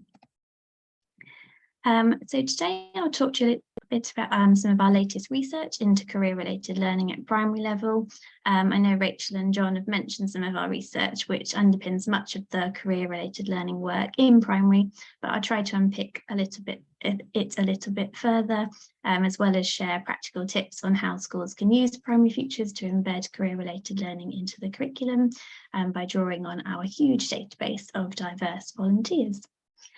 So here, as you can see, one of our flagship research projects was Drawing the Future. So we sought to build evidence since 2014, and this was launched in 2018, where we reported on 20,000 primary school children aged 5 to 7 who drew a picture of the job they wanted to do when they grew up. This research was replicated and backed up internationally, and it showed that children as young as 6 had already decided what careers they could or couldn't do in the future. And these aspirations were influenced by people they already knew or people they'd seen on TV, with only 1% at the time that had the chance to be inspired by somebody visiting their school. So obviously this had huge implications on social mobility, as children from poorer backgrounds may not have access to successful role models from the world of work, and their aspirations were limited as a result. When I first started working for the charity, a key phrase that stuck with me that sums this up in a nutshell is, you can't be what you can't see. And I think that's a really important part of why we're all here today and why we do career-related learning in primary schools. So just to sort of summarise some of the other key findings that came from these studies, gender stereotypes were really apparent even from this early age, with double the number of boys wanting to become scientists, 9 times the number of girls wanting to work in nurturing or caring roles such as teachers. We had over 1/5 of the children in the study wanting to be a sportsman or a sportswoman, and only 2% wanting to become like nurses and healthcare visitors. And I think what the most concerning finding was that the evidence showed it didn't change as it got older. So with the 2013 study and a 2020 study showed similar misalignment evident in young people in secondary schools as well. So looking at some of our more of our recent research findings, we conducted a survey of 10,000 children and 1,000 teachers that showed starting early led to a better understanding of the core subjects. It increased confidence in schools and with most economically disadvantaged pupils, and understanding that boys and girls could do the same job. So the same study showed that disadvantaged pupils benefited most from these. The more activities that the children took part in, the higher the impact. We recently published several area-specific impact assessments, including our Future project, where we worked with delivery partners Learn by Design. This was a study showing 3 years of work in Derby and Nottingham area, working with 20 schools in Blackpool, and earlier in 2022, another study in Dorset. And it was great to see that these confirmed earlier research findings and showed how Primary Futures supports the cluster of schools through training, resources, and delivery to make this happen. Okay, so what is Primary Futures? So our charity launched Primary Futures in 2014 in partnership with the NAHD, and we try and make it as easy as possible to connect on scale to volunteers to take part in activities and talk to pupils in primary schools. So it's a free offer to all state schools nationally, and it works via an online platform where you can search in your local area to have local visitors come in, or you can organise virtual activities and have access to our national database of volunteers. We connect thousands of schools to people who want to come in and talk to your children, and we've got tens and thousands of volunteers from all different jobs and sectors. So we've got different partnerships that we work with some amazing companies such as the NHS, Amazon Web Services, GCHQ, the RHS, lots and lots of different partners, and such a range of volunteers that we have access to on our platform. Okay, so just to run through some of the resources you have access to once you've signed up to the Primary Futures. Multiple teachers can sign up, it's not limited, and we encourage it as I think was touched on today. This is a huge job for one person, and teacher workload is enormous anyway. So we encourage as many teachers as possible from schools to sign up and have access to these resources.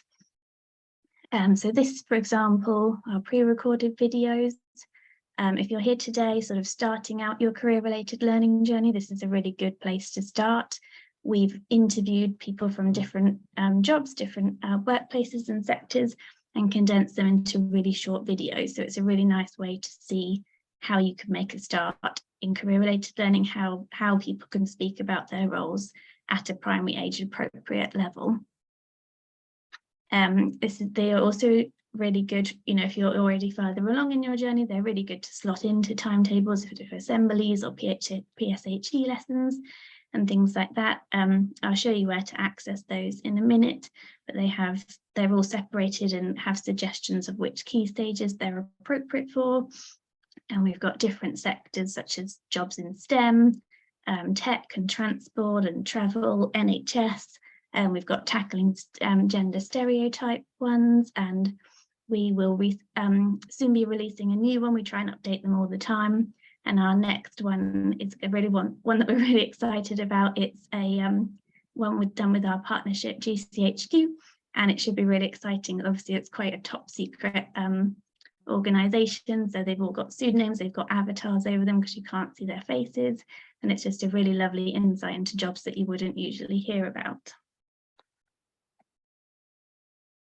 Over the summer, myself and my team have updated some of our resources.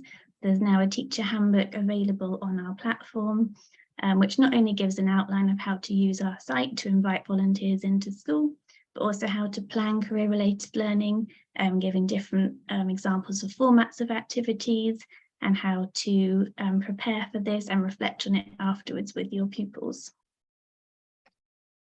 So now I'm going to attempt to share a different window as well. See if I can manage this. Okay, hopefully that has switched now. Let me know if not. But this is an example of once you've created a username, this would be your homepage on Primary Futures. And hopefully you can see on the right here where it says request instant access to our pre-recorded resources. Those are the videos that I just mentioned, and then a drop-down list of all the options that we've got available. And once you're signed up, any new video resources will get emailed out so that you know any updates that are coming out. So if you sign up, or if you're signed up already, if you sign up after today, you'll get the notification when the GCHQ video is available. And you just need to give us a little bit of information so we know the impact that we're having and pupil reach, and then you'll get them to your inbox and you can use them as and when you feel fit in your timetables. But just to show you also the access to the volunteers that we have. So on this tab here, search for volunteers. Hopefully it will load. We've got our map here of local volunteers. So this is just an example of a teacher in Derby. Oops. Once you've registered, you'll register with your school and it will show you your local area. So here at the moment, we've got this set to a 10-mile radius, and there are quite a few. Let's have a look how many volunteers. So we've got 151 volunteers locally to this teacher. You can look at them in the map view and see who's really, really close. You can look at them on the list view and see more details about the different volunteers and the roles they do, and you can view profile to find out a little bit more about them and what their roles are and what their focuses are, what they can speak about. you can filter these volunteers along the sides. We've got things like sector, so you can look at any different sectors that are available to try and filter the volunteers that you could invite into your school. So for example, we've mentioned quite a lot about PSHE, so let's have a go at healthcare. Say, for example, you watched the NHS pre-record as a starting point, you could move on to then inviting your own, and then we could click search and narrow down our volunteers. Okay, so now we've got 33 within a 10-mile radius of this school. So you could have a look at who that might be. Lots of different options there, different roles: occupational therapists, speech and language, doctors, trainee nurses. So a really broad range of healthcare jobs there. And all you'd need to do is add them to your shortlist, and then you would create a new opportunity for your pupils and send out an invitation to those volunteers to see if they were available to come and speak to your pupils. And so that's how you might do it by sector. We've also got some other filters along the side here. Some of these are more appropriate for secondary. As I said, we've got the secondary programme as well, so possibly the apprenticeships and the vocational route isn't quite as applicable for primary. But we've got specialist topics here that you might want to focus on for different, anti-bullying week, I think was mentioned earlier, or different things like that. You could have a look at the specialist topics, or I think really relevant for primary would be the subjects along the side here, looking at what's important to your school improvement plans and things like that. So say, for example, you wanted to increase motivation in maths, you could click here and see how many volunteers may feel confident to speak about maths. So this teacher would have 43 options, again, in a 10-mile radius. So you could browse through those and send out some invitations to a particular lesson or assembly or whatever it is that how you wanted to embed it, using some of those really good examples from Kim and Ellis earlier on today. Otherwise, there are different languages there that you could use. So if your school's in a really multicultural area, or a lot of the people speak a similar language, we've got all these different options down the side. So again, that may be more relevant to secondary, but if you do have one of those schools that this would really relate, really resonate with your pupils, that could be a really lovely filter to search and explore through. Also, we've got really specific searches here for volunteer job title. So if you had a topic that you were doing that you wanted to embed career-related learning in, you could be really specific and type in something here. So for example, I recently spoke to a teacher who was doing a plant topic. I think it was year 1, and they wanted to find somebody to come and speak to their pupils about how they had then built a career on plants. So you could do a specific job title, or I'm going to do here just a keyword. So we want to talk about plants, who works in a garden. I'm going to search. Okay, so we've got no results for garden. That's not the end of the road. So what we can do is we could either expand our radius a little bit here, or we could then have a look at virtual volunteers. So this will then expand our search to all the volunteers we've got on our platform nationally. So we've now got 31 volunteers that we can speak to. So this would be, connecting via Teams or via Zoom and inviting them to speak virtually. So as I say, we've got 31 here that could come in and speak to your pupils about your plant topic. And we could have tried different, we could have typed in plants or horticulturalists or different job titles in there to have found a bigger variety. But 31 garden designers and gardeners, I think, is a really good starting place to connect to your topic. So hopefully that helps give a brief overview of how our platform works. As I say, just adding to shortlist and creating that new opportunity. Let's have a look here. So you can also, it's just adding in, how many pupils do you want a volunteer to speak to? What date are they speaking on? What's the aim of your activity? Just letting the volunteers know what it is that you would like to sort of achieve and what they have to do on the day. And as I said, the handbook is here. If there's ever any problems, all the answers are hopefully in there. And we've also got our inquiries line here, and the team is always on hand to support if there's ever any issues getting hold of volunteers or just need any support in planning activities in your school. Okay, let's have a go at switching back to my slides.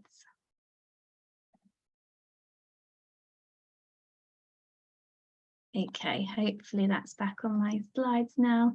Give me a shout if not. No, you're in, you're right, brilliant. you're back on your slide. Super. Brilliant. So yes, hopefully that gives a bit of an overview there. As I say, we're always on hand if needed. So good practice recommendations, I think that's been shown through our other speakers today. But over our time running Primary Futures, we've worked with thousands of schools around the country, and we've gathered learnings on sort of the best ways to get started. And we think it's sort of, it is essential that it's not a standalone project led by one teacher. It has to be a whole school buy-in, and that the activities are tailored to the school and tailored to existing priorities and embedded within the curriculum subjects and topics. I think Ellis mentioned it can't be something extra. There's not enough time in timetables to have it as something extra.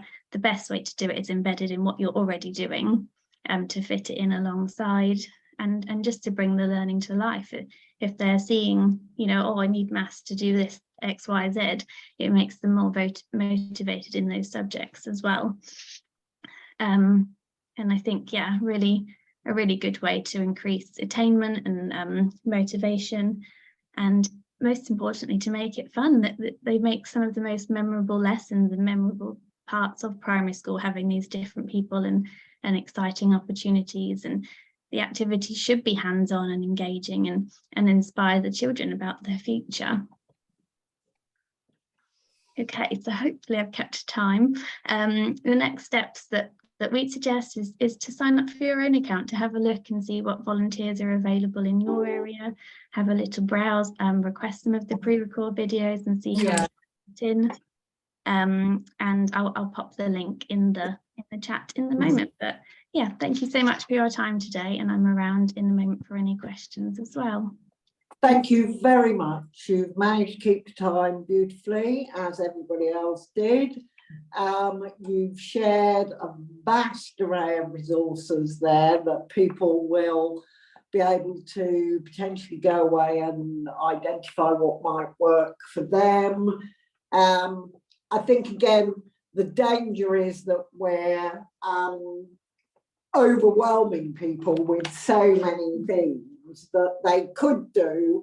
I would say, and again, thinking about how I react sometimes, it's a question of identifying small steps perhaps that you can take. You can't do everything at once, you need to prioritize. So one of the things perhaps already, if you haven't got the school fully engaged, is to go back and make sure senior management are engaged. But that was brilliant. So thank you very much. And if there are further questions or anybody's got any questions, just give us a shout at this point.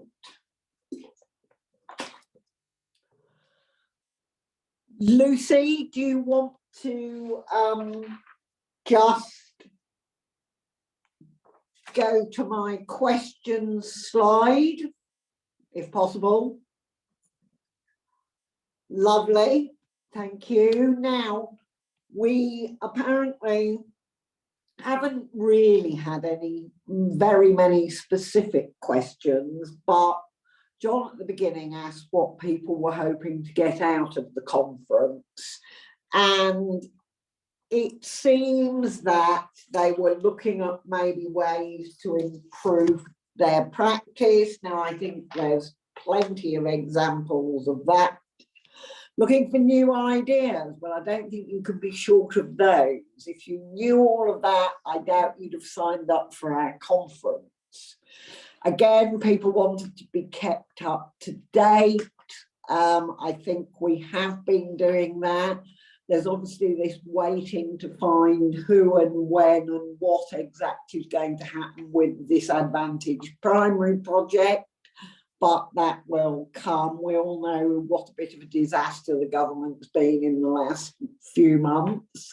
So they've got to sort themselves out, but I'm sure it will happen. And understanding more about what careers is about. Well, John's talked about the 6 learning areas. When I was originally a teacher many moons ago, when I was a young woman, I, like some teachers probably, thought that careers was just about different jobs. It isn't. These days, as you see, there was the 6 areas that it's important to think about. However, when I first started in careers back at the turn of the century, I gave up teaching full-time and became careers full-time. There was 2 or 3 things that were kept at the forefront, and that was understanding yourself and finding out about you.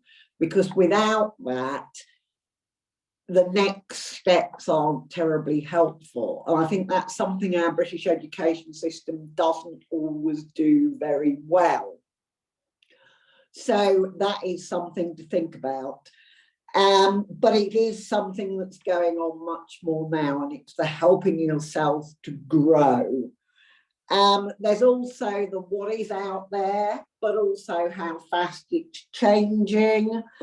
And then there is also the way I'm going to get from where I am now, if you like, the journey. And people have mentioned journeys, and the journey is important. And again, people have mentioned enjoying careers. One hopes people end up in a job they enjoy at least the majority of.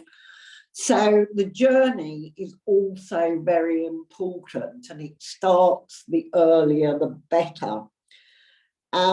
The other thing that people asked about was action planning. Well, we haven't done a lot on that, but if you get involved in Career Mark, we do give you documentation. But as I say, I would say think about little steps and build on them, because otherwise you'll give up in our sort of, oh, it's all too much for me. So what are your priorities? You're all different. You're all from different schools. You're all under different contexts. So hopefully you can decide what next step is best for you.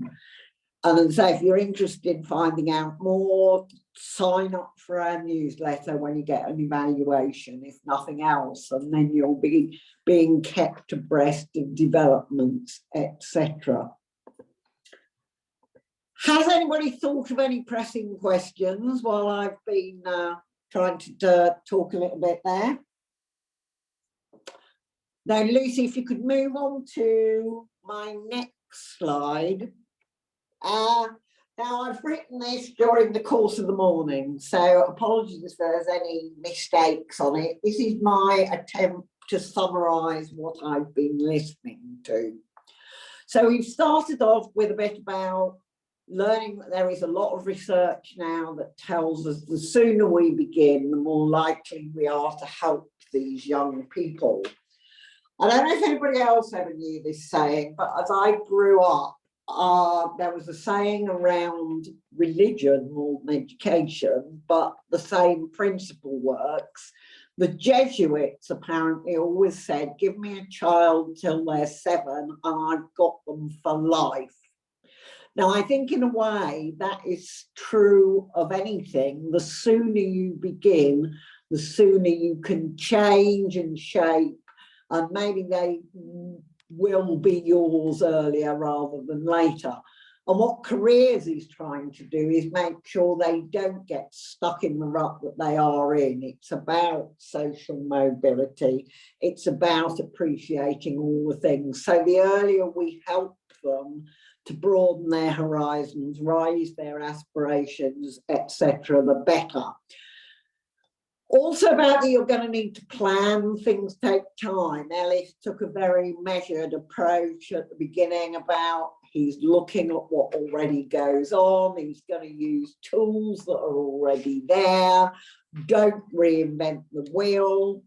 You've then got to look at the practice and the learning, and that's something that's very important. Again, in secondary schools, there's a danger that people think careers doesn't actually have learning. It's just about skills and other things. There is learning in there.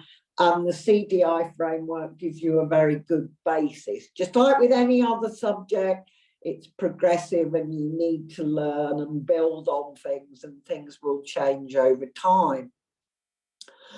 Something else we were told early on, context-based. I would also say, don't forget the hidden jobs and careers. If you're in a rural area, people sometimes say, well, there's nothing, nobody works around here. Well, you know, one, the pandemic has changed it. They might all be working in their living room. Two, there'll be people making sure the water's running, the sewers are running, the electricity's working, you've got your broadband and cable or your wireless, your mobile phone network. So there are what I call hidden jobs that maybe, again, people who pop into your primary school because they're fixing something for you, can you get them to answer a few questions about what they're doing? I also made the point that it should be progressive and supportive. Now, 19 got mentioned quite a lot, 4 to 19. I think we need to acknowledge as well that in special education, support goes on to 25. So for some learners, they will be supported longer than others. Then, as I say, who are your support networks as well? And those got briefly mentioned. Skills, I raised the point earlier. We haven't got an entire agreement, but there are transferable skills, employability skills, a whole range of skills that learners can pick up from being very young. There are qualities, there are knowledge, and there is attitudes, which, you know, can change. Then think about all your stakeholders. That's your staff, not just your teaching staff. Think of your support staff, your maintenance staff, your kitchen staff, your cleaning staff. They've all got jobs, okay? So let them all talk about how they're contributing to your community. Learners and their families, siblings, aunts, uncles, parents, is there anything they can contribute? And when I go back to the staff, have they got children or partners who do anything? If they can't get in to talk about it these days, get them to either write something or record themselves talking briefly about what they do, what skills and qualities they use. So local community and employers, similarly. Alumni, I know that can be difficult, but try and keep a track. Do you have a Facebook page that people can become part of as an ex-pupil or whatever? Now, nobody mentioned governors and directors much, but they are also a resource that is there for you. In secondary, there is usually a governor responsible for careers education, and it is the governors who ultimately hold the responsibility to fulfil the statutory duty. So talk to your governors about what you're trying to do and see if they can help, because they can be a really useful resource.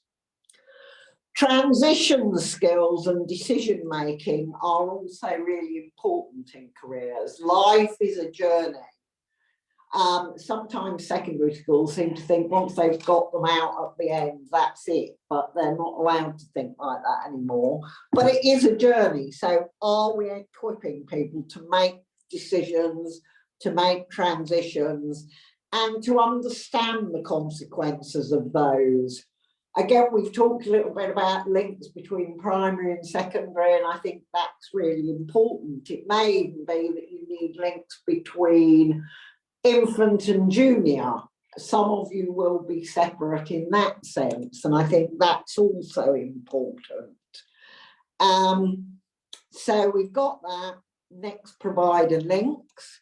We've talked about the fact that career learning can provide enjoyment, that there is sound evidence, and I know we've been quoted a lot of the recent, but there is also sound evidence from further back that career learning and having an outcome and an idea of where you're going with your education raises motivation, aspiration, and part of the idea is to remove barriers and challenge preconceptions. The other thing is, I know you're dealing with an academic system. Do try and make sure those who are not ever so academic, and that can be clear from early on or whatever, that they too will have a role to play. And it doesn't mean it needs to be something with loads of exams. That's why involving people like maintenance staff, practical workers.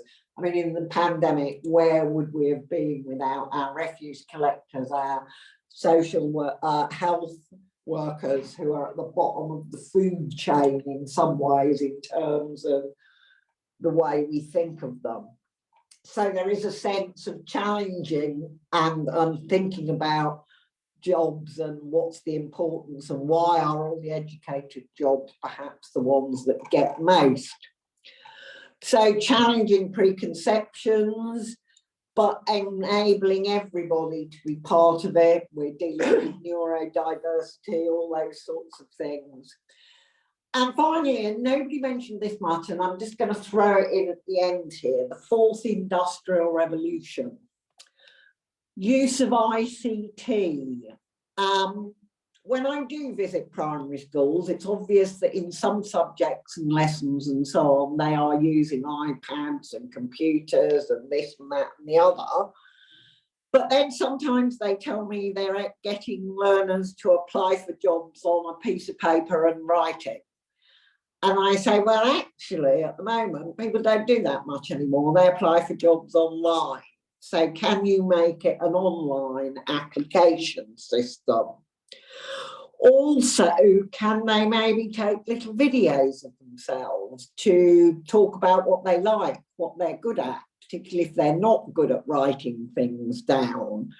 How can you showcase their career learning? Obviously photos, but other ways. Video presentations, recording their career learning as well, certainly on Word documents as soon as possible, or Google documents, or whatever you use, so that they can review them, update them, go back to them. As an ex-teacher, I know that bits of paper gets crumpled up and left under the bed. But if you can keep an IT system going so that they are used to presenting, talking about themselves, recording their skills and qualities, their interests, etc., you will be doing them a huge favour as they move towards their working life in the 21st century, I suspect. Unless the whole social media thing turns down upon our ears, then it is something that is part of their life. You may even want to think about, are there any YouTubers or influencers you could get to come in and talk to them? I know we've talked about people wanting to be famous, but it's about doing what you love, and can you make a living out of it as well, and what does it contribute? Next steps, therefore, whatever seems right to you. And I keep hoping that the government will continue to focus on primary. As I say, our next step is on Thursday afternoon to take our primary award to the National Quality and Careers Consortium panel and say we would like national endorsement. But yours is your own. Okay, now, next slide, if I've got one, Lucy. Ah, there we go. Woo, yes, come back, it's gone. I wanted to thank everybody again here, and I know a couple of people have left, but I've still got 41 listening to me. So thank you for being part of our conference. We hope to keep in touch with you. As I say, there will be an opportunity to sign up for our newsletter through an evaluation form, hopefully in the next 2 to 3 weeks. And do keep in touch. So bye for now and thank you.